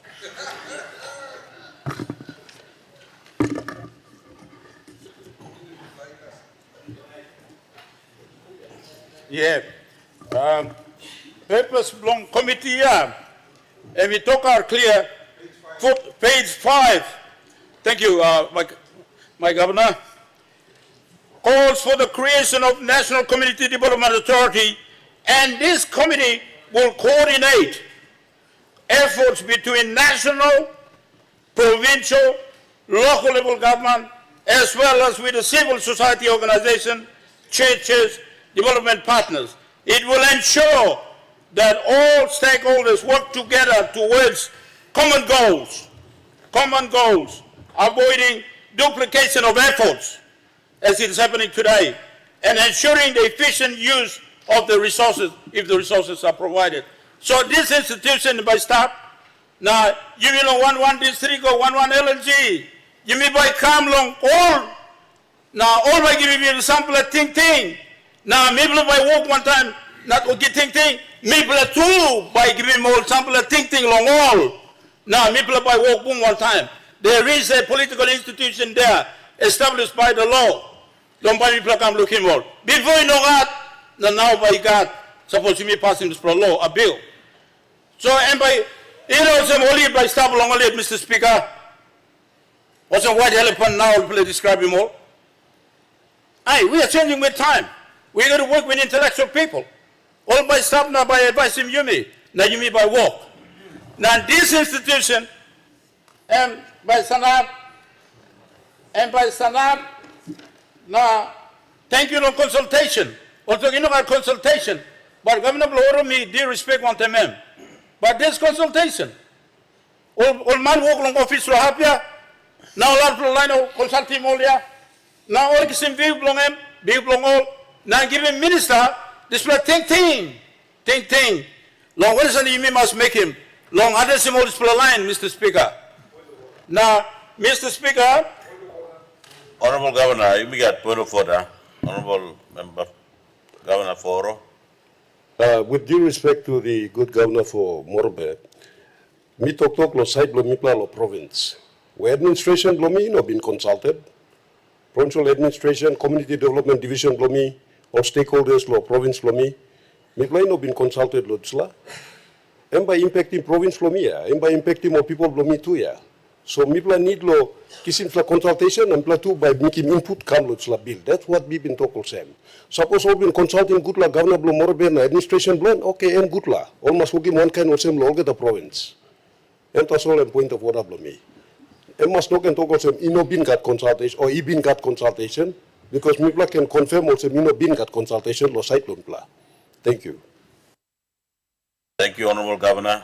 Honorable Governor Blo Morobe, you. Yeah, thank you. Thank you, Long. So sorry, my name.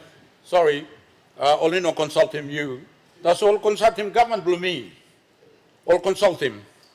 Long when something all walk. Let me talk.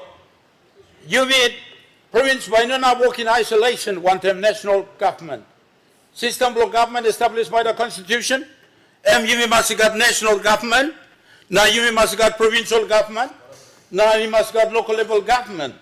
That is why you mean this institution you like put him long national government, long stop now by you me by ember work one time you me or some now long synopsis me read him long end. And a good idea. So merely give him ting long minister. Long make sure or some whatever they do, no can lose him out provinces, now activity long provinces. Now Miple looks at it, Mr. Minister, Speaker, clear through long display institution or groups of people that civilization blow nalbla man come na put him, make him come up. Now you make out on this country. Huh? All mamaya, you know got waria. Now all mama you got waria na can petition come governor blow morobe na come can governor. Oklo put him stop. All youth, group of youth. Now all disabled people. I don't go to display. And then all Piginini, also now you're going to talk. And then unemployed people. And then all the people 60 years now you gone up. And then all settlement villages now you may got. This committee, this bill have been established as passed.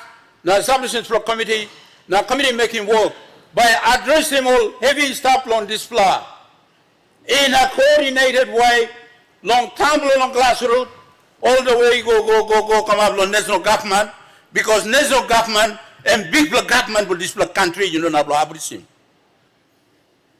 Now this is a big idea, long setting display committee display, and good idea, also let me support him minister. Today, Minister, me, how much through?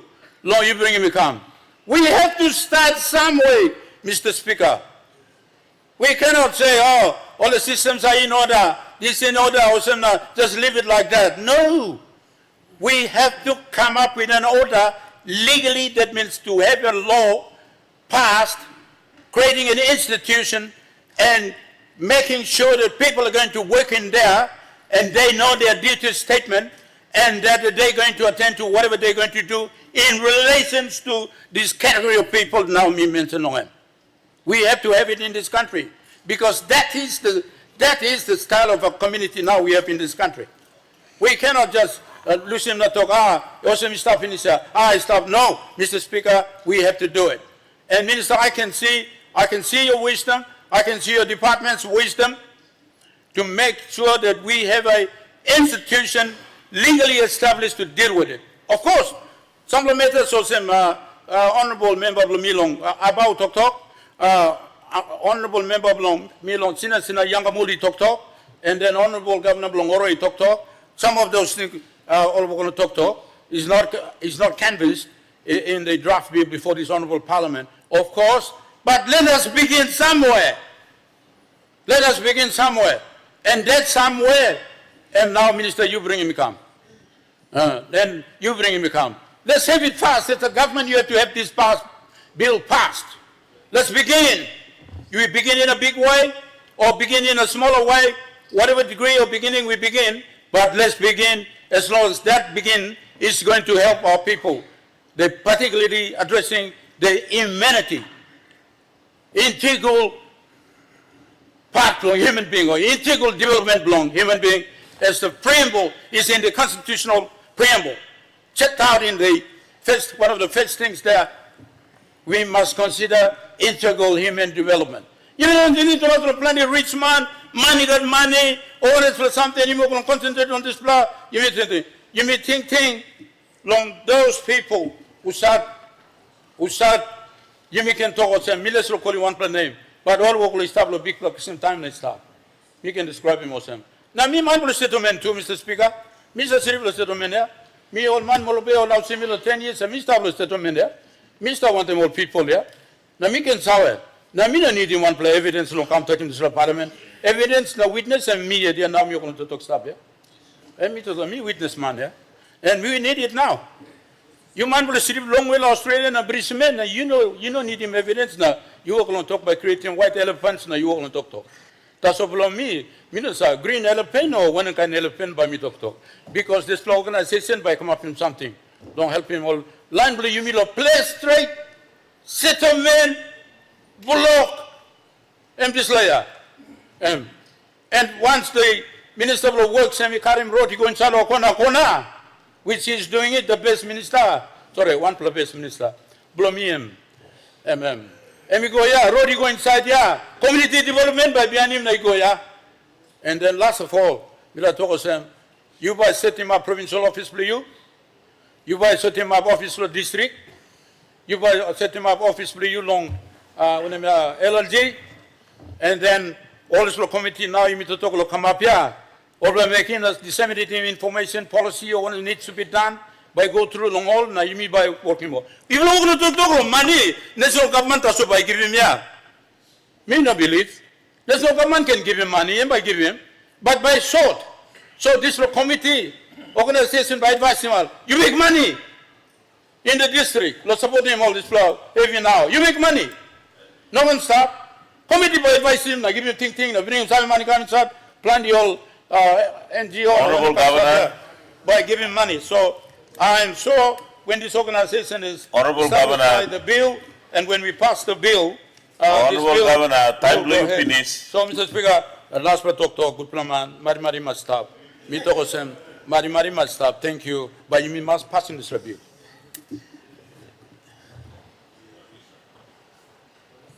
The Honorable Member Law North Wagi.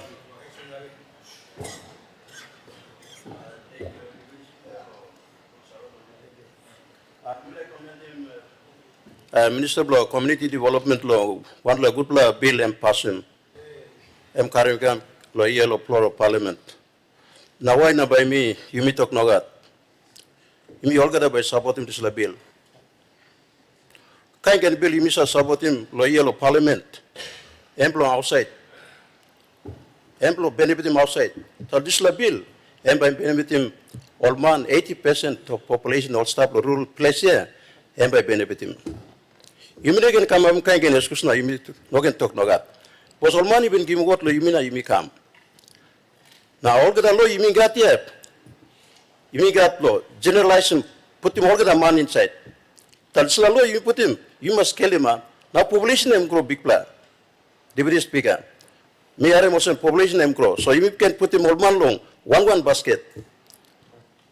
This la basket you mean like put him old man you know got name lo place. All staff lo place here by me save them all. One last time he been talk. Deputy Speaker, you must change him, old man, lo change him society.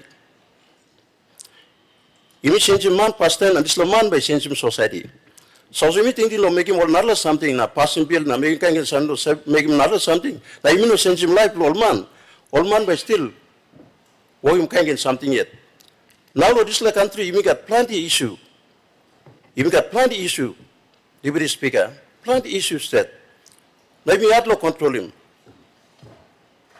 Because you may look at him, he got attitude, behavior, can't get something. Old man fight, steal, drink, steam, can't get something will make him. Tell you must he got one bill, you may get pass him also so that this law by saving or community law place. So this law by sending him society, sending him old man become good. Now this law by help him country you mean. Now me, somebody Deputy Speaker, me sabotим minister lo disla bill and pass him. Na me 100% me sabotим him. Na by me what him disla bill. Thank you. The Honorable Governor for ECP. Thank you, Mr. Deputy Speaker. Na me sabe all leaders like vote na. Me one bell. Just a couple of issues that me like raise him. Plenty time you me say bring him bill when really what we need is a policy. And I think that's the point that I want to make to the good minister. I think the minister means well. Me plus I got all committee hearings, I'm setting up on them department blame na. Also can make him contribution below, so I know he means well. My concern is that, and you know, I also support what some of my colleagues have already said earlier. A lot of these things already exist. Maybe la province, maybe got community development and staff. I go down to district, he got all officers. The issue that everybody faces is one of funding. And so when I look through this this bill, inside this bill too, all it all same. All by God now, all by God same halfway. Me plus I go long lo finding funding here, all two by God same half. All by God National Planning Department, all by God Finance Department. Now me all province too, when me got this law existing system, me plus two by God same half law. Try location same funding here. So it brings me to my first point. Does the department really need a bill or does it need a policy? And when I say that, there's already a policy in place, which is the integrated community development policy. And I think it's been in place for a number of years now. So, question to me, igolo minister na department mosem. Time this la policy am stop in place. Have you carried out an audit to see the success of the policy or not? If you haven't carried out an audit, then on what basis you play, convince him you play yet or same? Now you may need him act. Me yet me feel also proper way of working me most. You play putting policy past them. You play try and running policy. You play go na work him audit lo display policy. Now suppose you got some failure inside lo display policy, then you play come long. Parliament na, you play working one bill na talk, oh look, me play like implementing policy, but you got roadblock all same so. Now me play needing bill or making policy work. I think plenty time me looking also all departmental heads no good or like impressive minister na. All by carrying one bill you go to minister na talking minister you seems like go floor na you go na present him na or man by support him na. I'm also one tick can and double name you. But what implements things is not law. What implements things is policy. And I think primary role blow you play all ministers, law bringing policy. Policy come whereby this la through law this la policy. Me play over there can look in space blow me play. Space blow national government, space blow you yet or some department blow you na minister, space blow provincial governments, all DDA, na all LLG law. How me play by implementing this la policy blow you? Because look him recently me play come through one them all issues blood gender violence and this like. Okay, those issues were raised on the floor.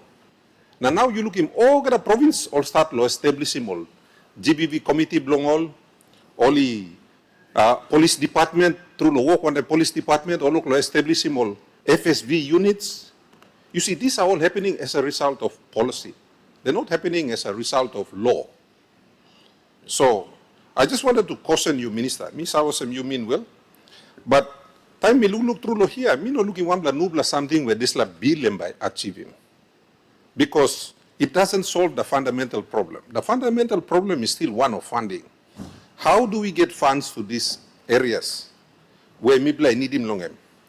Like you talk about community development, me play got all house mama staff.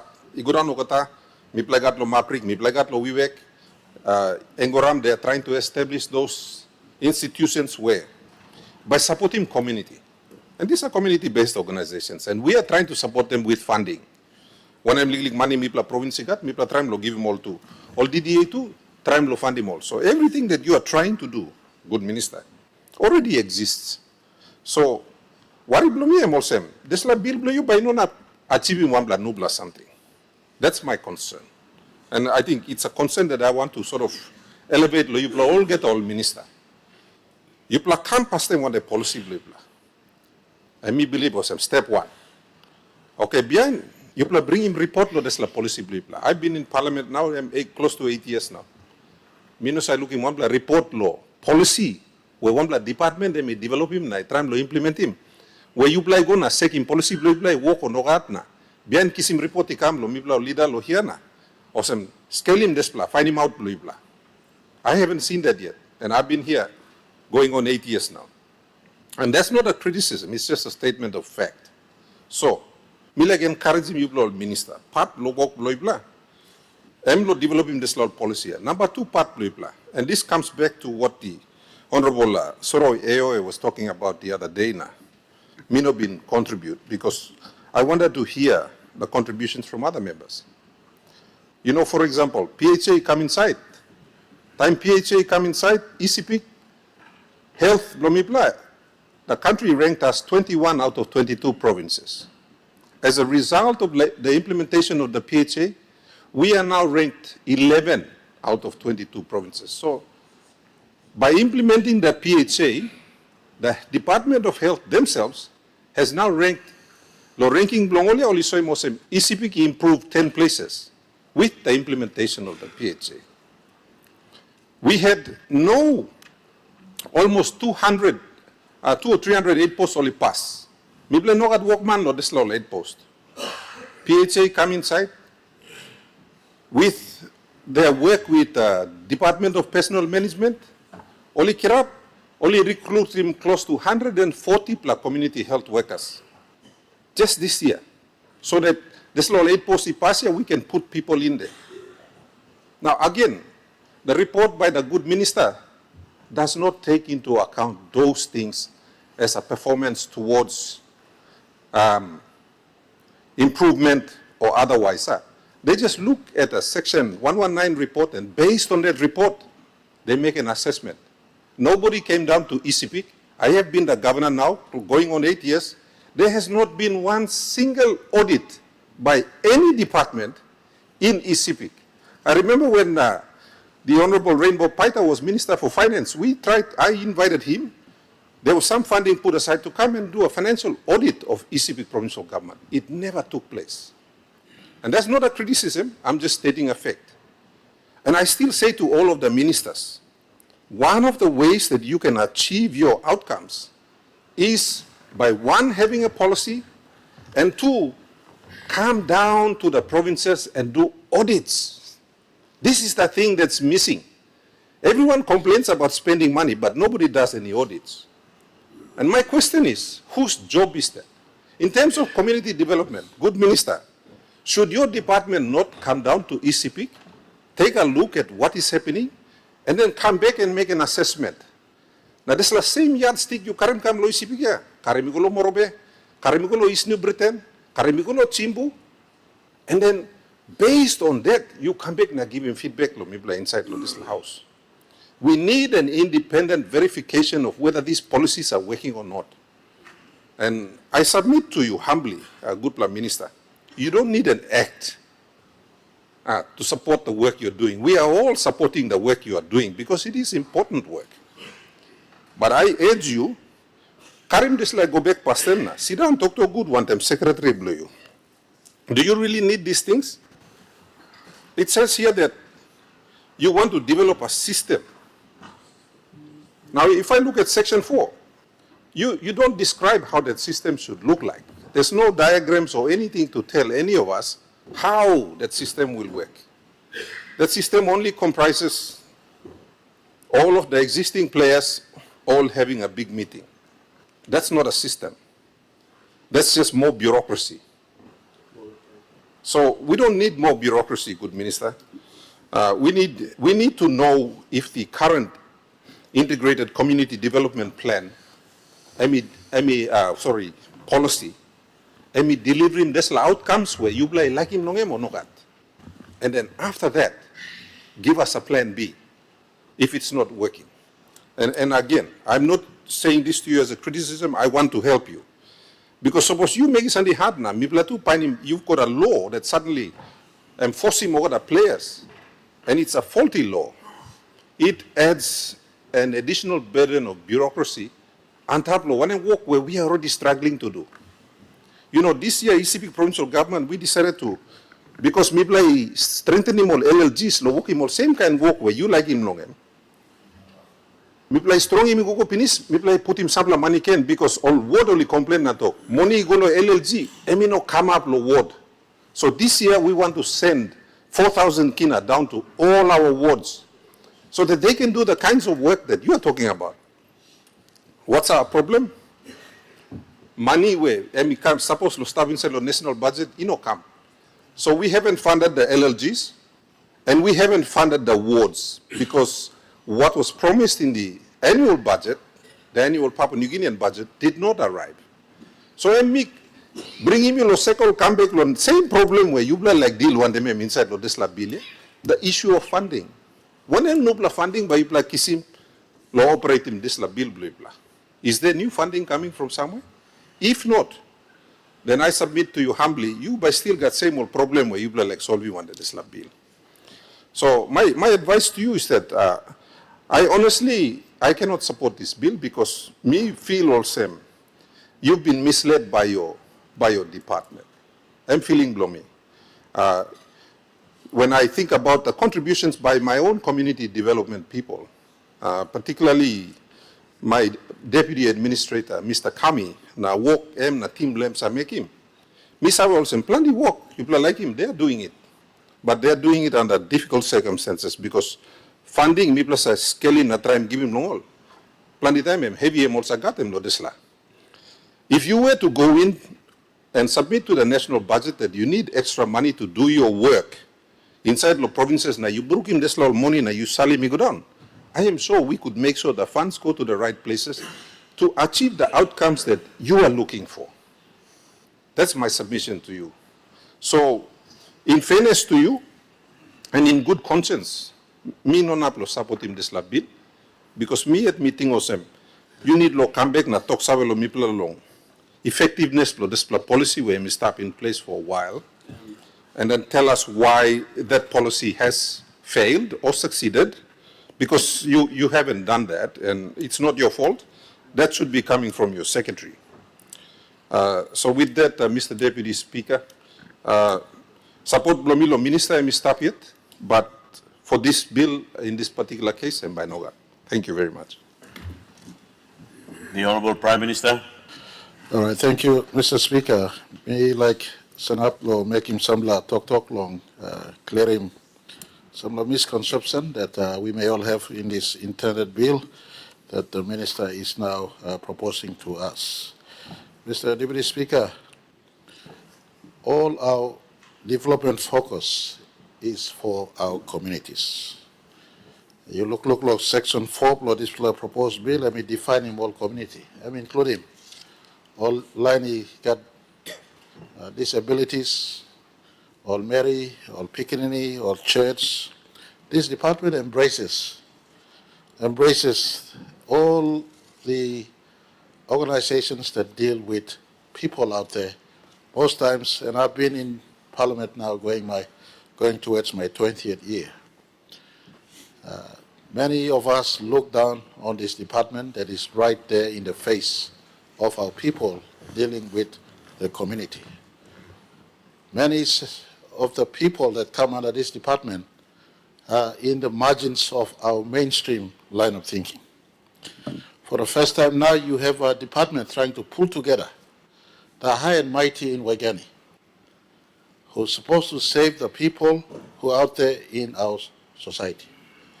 80% of our country, if not 90%, is still rural based in our country. That is why the organic law and provincial and local level government gives an elevated level of power to our provincial government systems and the governors to address many of our development objectives. This bill does not take that power away.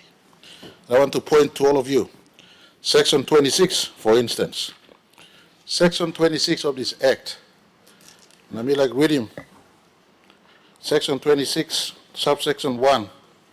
Let me talk. The department shall, in mandatory terms, the department shall consult the relevant provincial government and local level government and the district development authority to ensure that the development of the district development centers is in compliance with this Act and other relevant laws. This is a subservient law to the organic law on provincial and local level government law. In the hierarchy of laws, this law fits into the organic law of provincial and local level government. Does not usurp the role of provincial governors, does not usurp the role of DDAs, rather complementary to work to make sure all of us are focused in the right space. I want to point to all of you a little provision. Section 24 of this law talks about total alignment, for instance, of all development partner investment in our country. Sometimes under the auspices of development aid, many development pathways that may not be friendly to the culture of our country may come in straight into districts, into province, into other parts. This department is a centerpiece department that holds together all focus of our community. And you look at Section 24, it talks about any development aid partners, you must submit consistent with the national plan, provincial plan, district plan. Making work yet. Example, when this country don't like homosexuality, you don't bring programs on homosexuality into this country. Comes through a gate, gated. What is the role of this department? That is this department centerpiece to embrace all functions of development in our community. National government has a role as arbitrator, as middleman.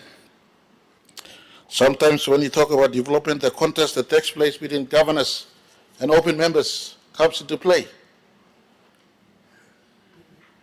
Who do you expect to arbitrate and facilitate or ensure all work is taking place? You will call upon national government to come into play. I want to give assurance to all of you. You look, for instance, in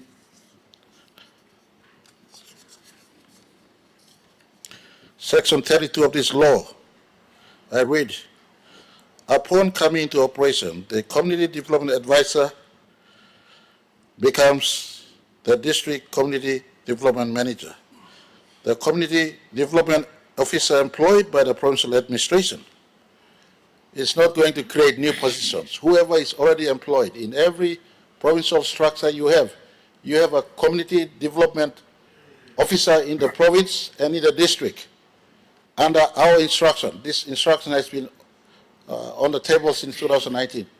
Guinea will not create new employment structures and go down, work with the province, and this law embraces this policy focus. Whoever is the officer in the province or in the district, and I don't know when was the last time each of us have sat with these officers called community development officers in our districts and sat with community development officers in our province. This law now empowers them to link into the mainstream provincial planning system, and you, working with them. Honorable Member for Aba, what's your point of order? Mr. Speaker, I think our Honorable Prime Minister is misleading the Parliament on this bill.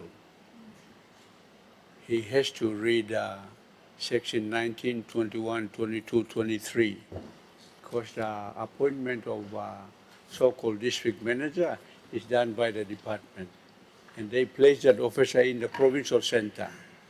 And that provincial center manager will manage all the district. That's where the problems that we've been arguing. It's not the way that the Prime Minister is advising the Parliament during his debate. Thank you. Honourable Prime Minister. All right, I do appreciate that we have Sepuka, member of ABA on the other side, who's always conscious of what needs to be done. And I want to also point to you the provisions of law in Section 32 does not take away or diminish the role of the provincial government in as far as coordinating the work, co-work of community. But this act, in all, intends to pull together everyone. At the moment now, you have people disjointed. This act doesn't take the role away of education advisors, doesn't take away the role of health workers. At the central level, it is not to reinvent the wheel or do. At the central level, many central agency departments do not value the work of your district health worker, your district education advisor, your district women officers, etc., etc. We are trying to give value to important characteristics of a nation.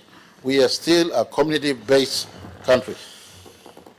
We are still a rural-based country. Our people live in the enclaves of their tribes, their community, their districts, their provinces. I want to give assurance to all of us. And if there, as we go about implementing this law, and if there's teething issue, this one is not waggony trying to set up new structures in the face of our province and districts. Rather, coordinating, pulling all together. We give value to Look at the Picking Act, for instance. We give value to Disability Act, for instance. We give value to the National Council of Women. We have the National Council of Women Act 2013. When was the last time each and every one of us give value to this? 50% of our women, 50% of our country are women. They operate. But because we are all so much busy about the bigger things, fight law road, fight law provincial government by making one, district by making one, Trango, Liklik, Line Blimi, all mama, all church, all youths, same people even like making, but we all trying our best to do this all over the place. This department, even if this act doesn't come into place and it's trying to marry all of them together under one umbrella, this department exists to coordinate all these different sectors.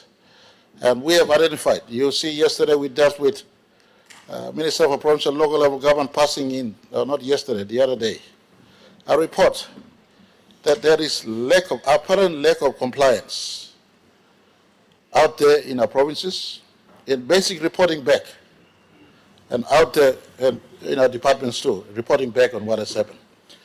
And as we go through all this in the big noise of doing the bigger things, we may forget the essential.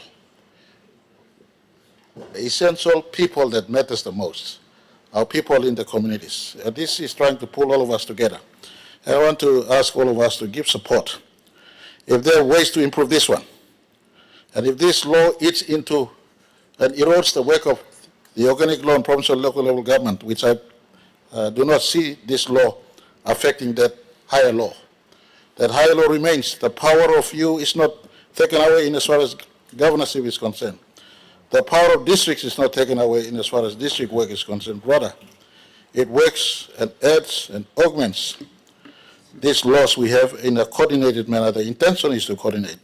When you talk about funding, through the normal budget process, if we do allocate money to the department concerned, they, with your allocations in the district, and Section 30 talks about the funding sources, may source funding from the national budget, or if you, the province, want to support, may source funding from you, or development partners, or other sources that are available in our country.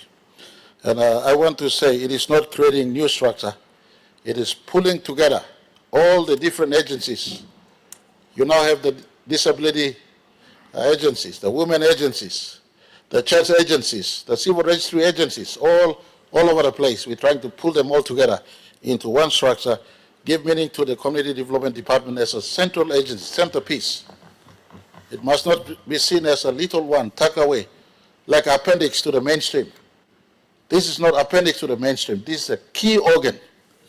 They're dealing with the community, 80%, 90% of our people. And we ask ourselves, possibly in my district too, I don't pay special attention to the community development advisor. Yet he does his work. Who am I serving? The community people, the disabilities, the mothers, the women, etc., etc. So I want to give a fair go, us to give a fair go to this important bill for the first time. Our minister has taken serious effort into trying to pull all the different agencies around under one umbrella and one framework, making a system work, and also highlighting to the giants of Waigani, Secretary Treasury, Secretary Finance, Secretary Justice, and all the giants of Waigani in an ex-officio capacity. If they're not available, the deputy or the designate, the proxy is available to try to address your district issues in as far as youth is concerned, women is concerned, child is concerned, community is concerned, your provincial issue. This one is to assist your provincial governments and districts amplify your community issue at a centralized level so that you get assisted better. And also all development partners who want to come in, you come into our community through a gate and not through your own. So I propose this bill for us to support. If there are any ways to improve, we have 1 year before 2027 elections. Suggest those ways where we can improve. Many times we all just come on the floor, and this bill was given to us, and I could understand. Only Tuesday it was put on notice and circulated, so some of you may not have read it properly, but take it home with you if this parliament does pass it. Take it home. In the heart of this is really the 80–90% of our community who've been left behind. We just have to bring them all into a centralized approach and hopefully approach them centralized, not for Waigani to do it. Waigani just coordinate, but for your districts and provinces to know important people are in our midst. I put question to this process, Mr. Deputy Speaker, and allow you to move it to the next stage. The question is that the question be put. Those in favor say aye. Aye. Those against say no. Ayes have it. Clerk. Sorry. The question is that the bill now be read the second time. Those in favor say aye. Aye. And those against say no. Ayes have it. Clerk. Second reading, a bill for an act, A, to establish the National Community Development System, and B, to implement and coordinate the functions of the department responsible for community development and religious matters at the sub-national levels in a centralized manner. Honorable members, I have to announce that I have received a message from His Excellency the Governor General dated 28 May 2025 recommending the expenditure of public money of Papua New Guinea in accordance with Section 210 of the Constitution insofar as the bill relates to and provides for such expenditure. Minister for Community Development, Religion and Youth. Mr. Speaker, I ask leave of the Parliament to move the third reading forthwith. Leave granted. Minister for Community Development. Mr. Speaker, I move the bill be now read a third time. The question is that the question be put. Those in favor say aye. Aye. Those against say no. Ayes have it. The question is that the bill now be read a third time. In accordance with constitutional requirement, the bill must be passed by an absolute majority of 60 members. Clerk, please ring the bell.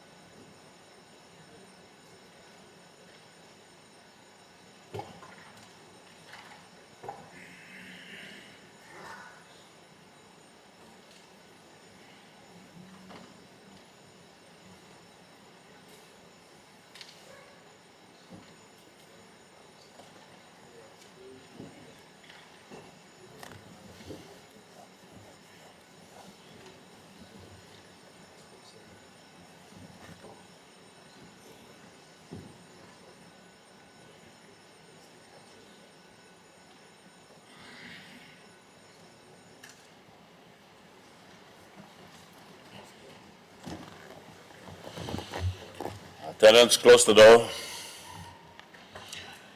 The question is that the bill now be read the third time. Would those in favor please stand?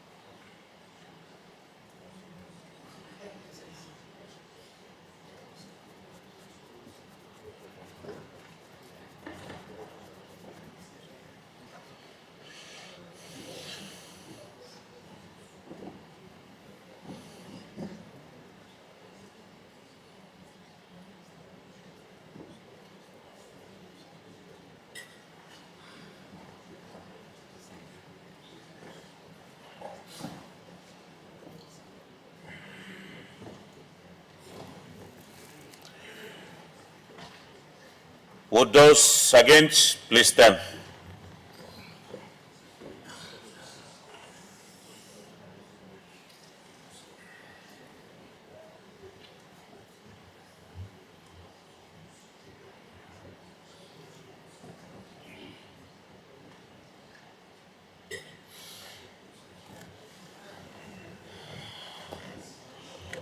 Honorable member for Kandep, we still have the counting in progress, so you may not step out of your seat.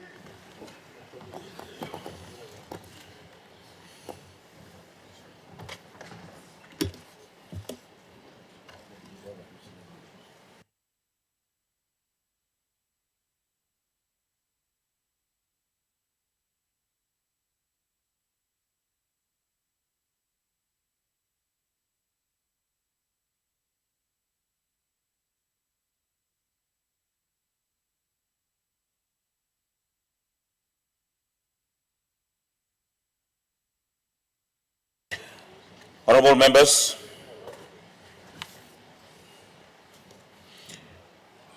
those who vote in favor of the bill 49 and noes 7.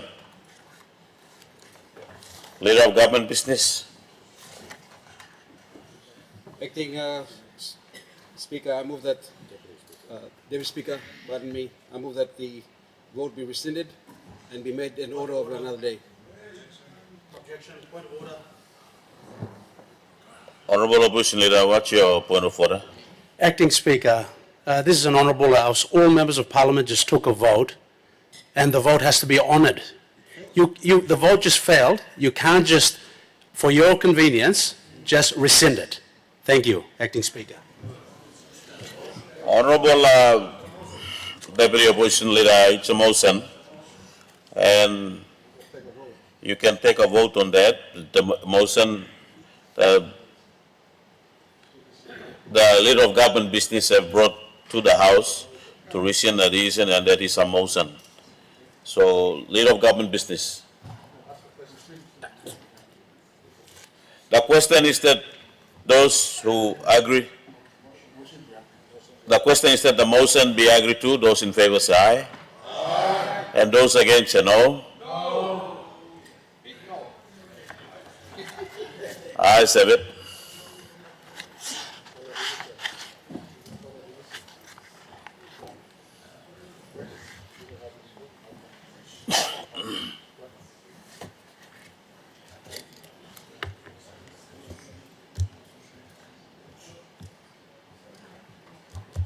Clerk. Notice number 141, Minister for Rural and Economic Development.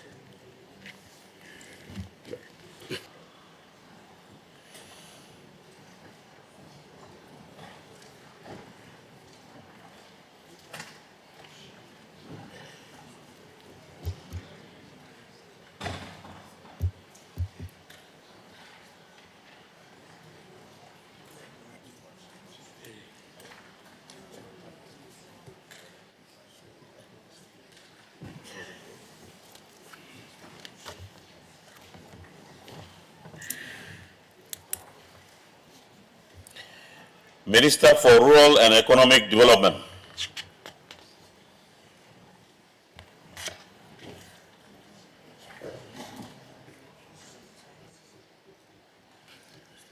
Mr. Speaker, I present the Habas Amendment Bill 2025. First reading, a bill for an act to amend Habas Act, Chapter 240 on provisions relating to the powers of the Independent Consumer and Competition Commission and for related purposes. Minister for Rural and Economic Development.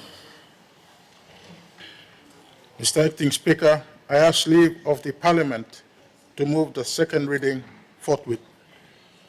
Is leave granted? Minister for Rural and Economic Development.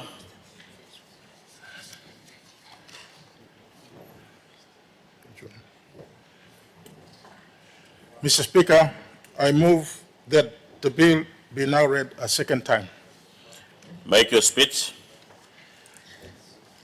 Mr.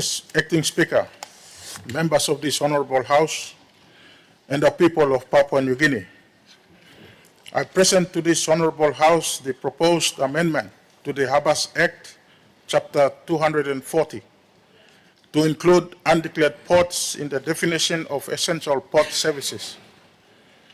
Mr. Acting Speaker, the proposal to include undeclared ports in the definition of essential port services is to address the non-existence of competition in various ports around the country, which falls within the essential port services industry, which is a regulated industry and falls under the regulatory oversight of the Independent Consumer and Competition Commission. Mr. Acting Speaker, since the definition of essential port services does not include undeclared ports, this has created a loophole that has enabled private port operators to operate in a regulated industry where competition is almost non-existent. Mr. Acting Speaker,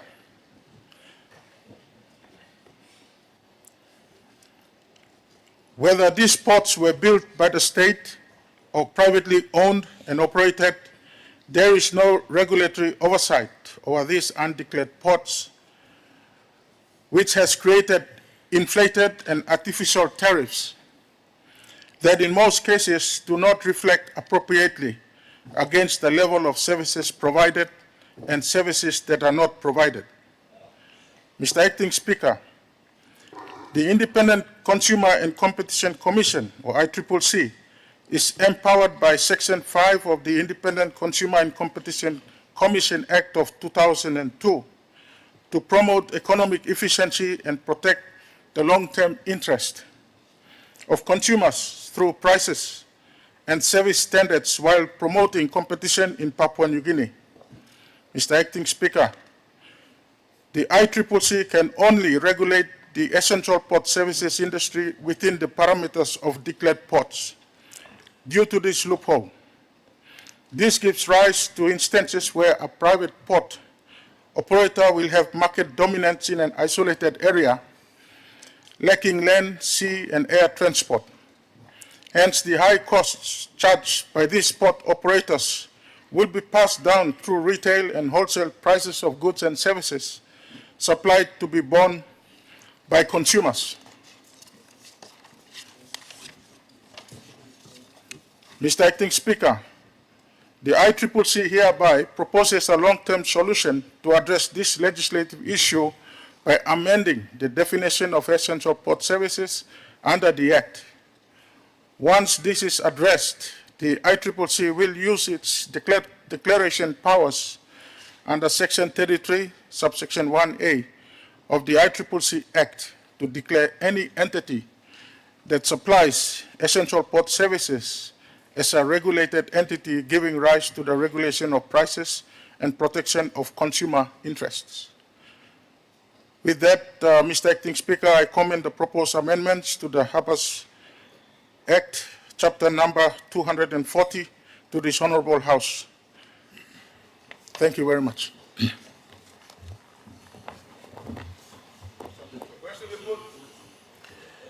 The question is that the question be put. Those in favor say aye.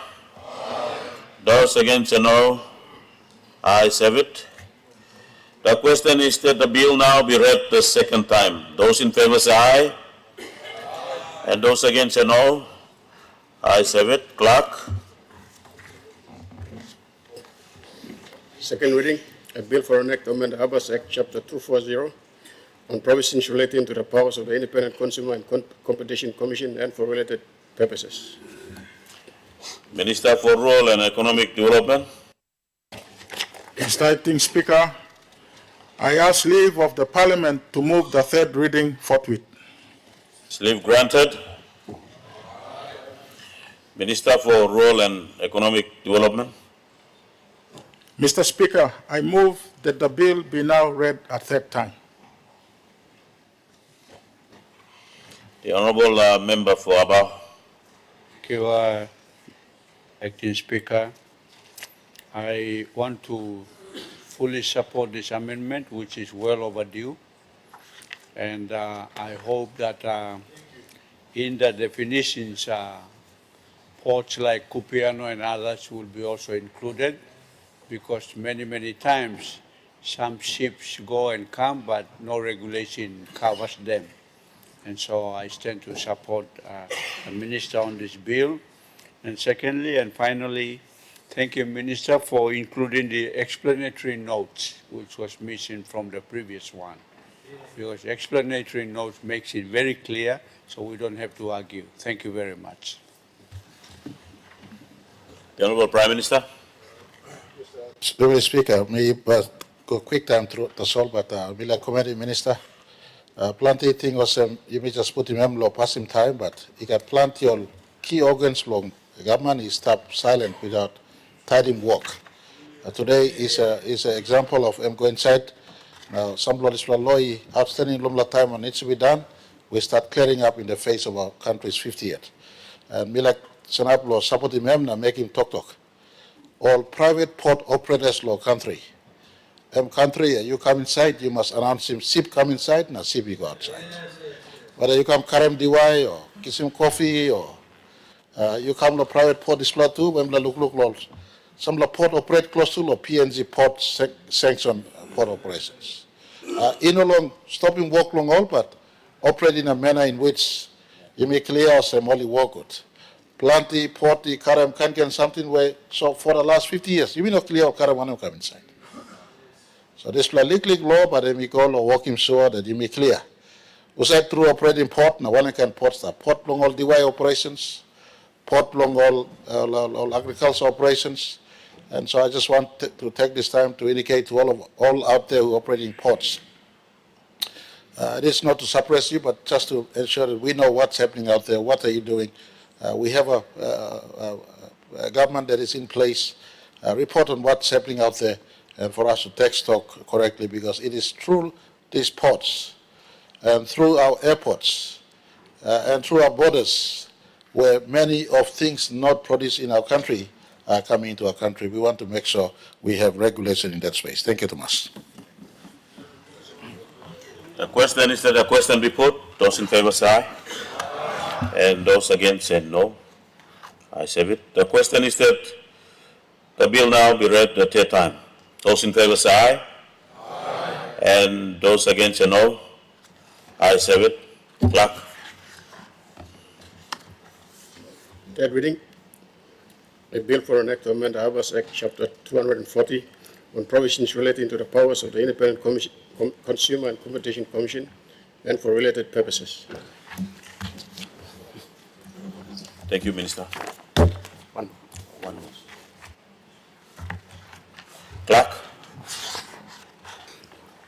Notice number 142, Minister for Rural and Economic Development.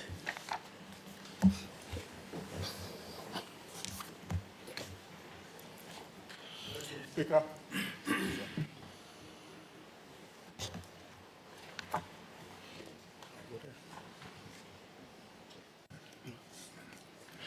Mr. Acting Speaker, I present the Prices Regulation Amendment Bill 2025. Clerk. First reading, a bill for an Act A to amend the Prices Regulation Act, Chapter 320, and B, to regulate prices for the sale of certain goods and supply of certain services, and C, to promote competition and consumer protection and for related purposes. Minister for Rural and Economic Development. Acting Speaker. Mr. Acting Speaker, I ask leave of the Parliament to move the second reading forthwith. Yes, leave granted. Minister for Rural and Economic Development. Mr. Speaker, I move that the bill be now read a second time. Minister, make your speech.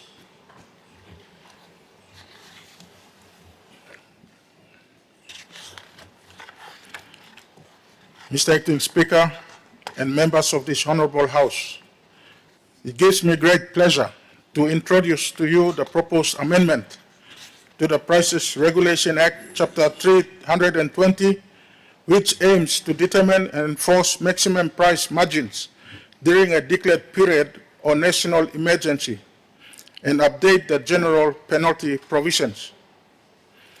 Mr. Acting Speaker, on 23rd March 2020, a state of emergency was declared under Part X, Emergency Powers of the Constitution, to prevent, detect, contain, and mitigate the effects of the global coronavirus pandemic or COVID-19 in Papua New Guinea. Mr. Speaker, to coordinate the national emergency response to the pandemic, the Emergency Controller, appointed under the Emergency General Provisions COVID-19 Regulations of 2020, issued emergency orders under the regulations to deal with the state of emergency, including any matters arising from it. This legal framework formed the basis for the state of emergency and subsequent actions taken during this period. Mr. Acting Speaker, the National Emergency Order 19 which dealt with the price monitoring and regulation during a declared period or national emergency, was made under the Emergency Regulations 2020 Order 19. Order 19 was subsequently replaced by National Emergency Order number 8, just issued under the Emergency General Provisions COVID-19 Act of 2020 in identical terms. Mr. Acting Speaker and members of this Honorable House, to implement Order number 8, the Independent Consumer and Competition Commission, the ICCC, carried out price surveillance exercises throughout the country to ensure that businesses supplying the declared goods and services were not engaged in price gouging. Concerning the declared goods and services, the ICCC operations were carried out in all provinces except the autonomous region of Bougainville. Mr. Acting Speaker and honorable members of this Honorable House, there are two areas of concern under the current Act. Firstly, the Act specifically does not empower the ICCC to monitor and regulate prices during a declared period or a national emergency. Hence, the implementation operations mentioned above were under the Emergency General Provisions COVID-19 Act of 2020, which is substituted by the National Pandemic Act of 2020. And secondly, the general penalty provisions under the Act are lesser and would be seen by prospective offenders in its current form as just a slap on the wrist and not a meaningful enough deterrent to prevent contraventions of the Act. Mr. Acting Speaker and honorable members, these amendments will address these grave concerns of the ICCC in depth. Firstly, the proposed amendment to the Act seeks to insert a new Part 3A, which provides for special powers of the Commission. The special powers of the Commission and its provisions, in a sense, will empower the ICCC to appropriately exercise its powers and functions to determine, monitor, and regulate maximum price margins of certain goods and services on time during a declared period under the National Pandemic Act or National Emergency under Part X of the Constitution. And secondly, the proposed amendment to the general penalty provisions of the Act to increase the penalties to reprimand offenders and act as a deterrent against the contraventions of the Act. With that, Mr. Acting Speaker, I commend the proposed amendments to the Price Regulations Act, Chapter 320, to this Honorable House. Thank you. The Honorable Minister for Fisheries. Thank you, Acting Speaker, and I thank the good minister for this amendment. In the COVID times, we had to do what we had to do to ensure that the price of imported goods and medicines that came in were regulated to ensure that our people could easily access these goods and services. And I thank the minister for his paper now. It brings back the commission where they can actually do some due diligence in ensuring that the price that we have now, because the economy has grown, the importation of goods and services has returned. So it is about this time that this commission gets together, and the amendment is well in tune to do this at this point of time. My concern with the paper, not a concern, but an agreement with the minister, is that the punishment and for the price control and the engagement of the price control to ensure that it deters people from price gouging.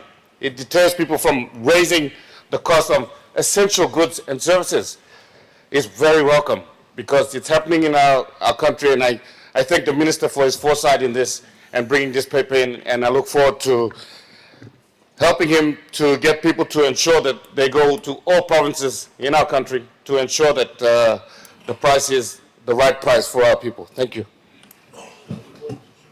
The question is that the question be put. Those in favor say aye. Aye. And those against, say no. Ayes have it. The question is that the bill now be read the second time. Those in favor say aye. Aye. And those against say no. Ayes have it. Clerk. Second reading, a bill for an act, A, to amend the Price Regulation Act, Chapter 320, and B, to regulate prices for the sale of certain goods and supply of certain services, and C, to promote competition and consumer protection and for related purposes. Minister for Rural and Economic Development. Mr. Acting Speaker, I ask leave of the Parliament to move the third reading forthwith. Is leave granted? Minister for Rural and Economic Development. Mr. Speaker, I move that the bill be now read a third time. The question is that a question be put. Those in favor say aye. Aye. And those against say no. Ayes have it. The question is that the bill now be read the third time. Those in favor say aye. Aye. And those against say no. Ayes have it. Clerk. A bill for an act, A, to amend Price Regulation Act, Chapter 320, and B, to regulate prices for the sale of certain goods and supply of certain services, and C, to promote competition and consumer protection and for related purposes.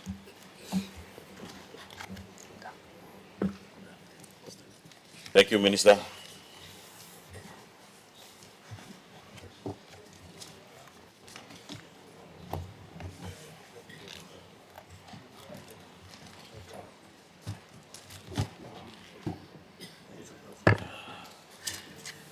Leader of Government Business. Acting Speaker, I ask leave of Parliament to move a motion without notice. Leave granted. Leader of Government Business. Acting Speaker, I move that Parliament at its rising adjourn until Tuesday, 3rd June, April 2025 at 10 o'clock p.m. or a.m.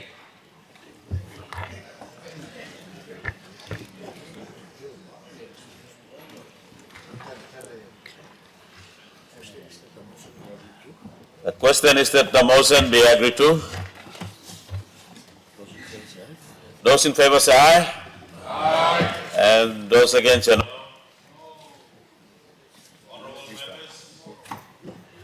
I now adjourn Parliament to Tuesday, 3rd at 10 o'clock a.m. To 3rd of June at 10 o'clock a.m.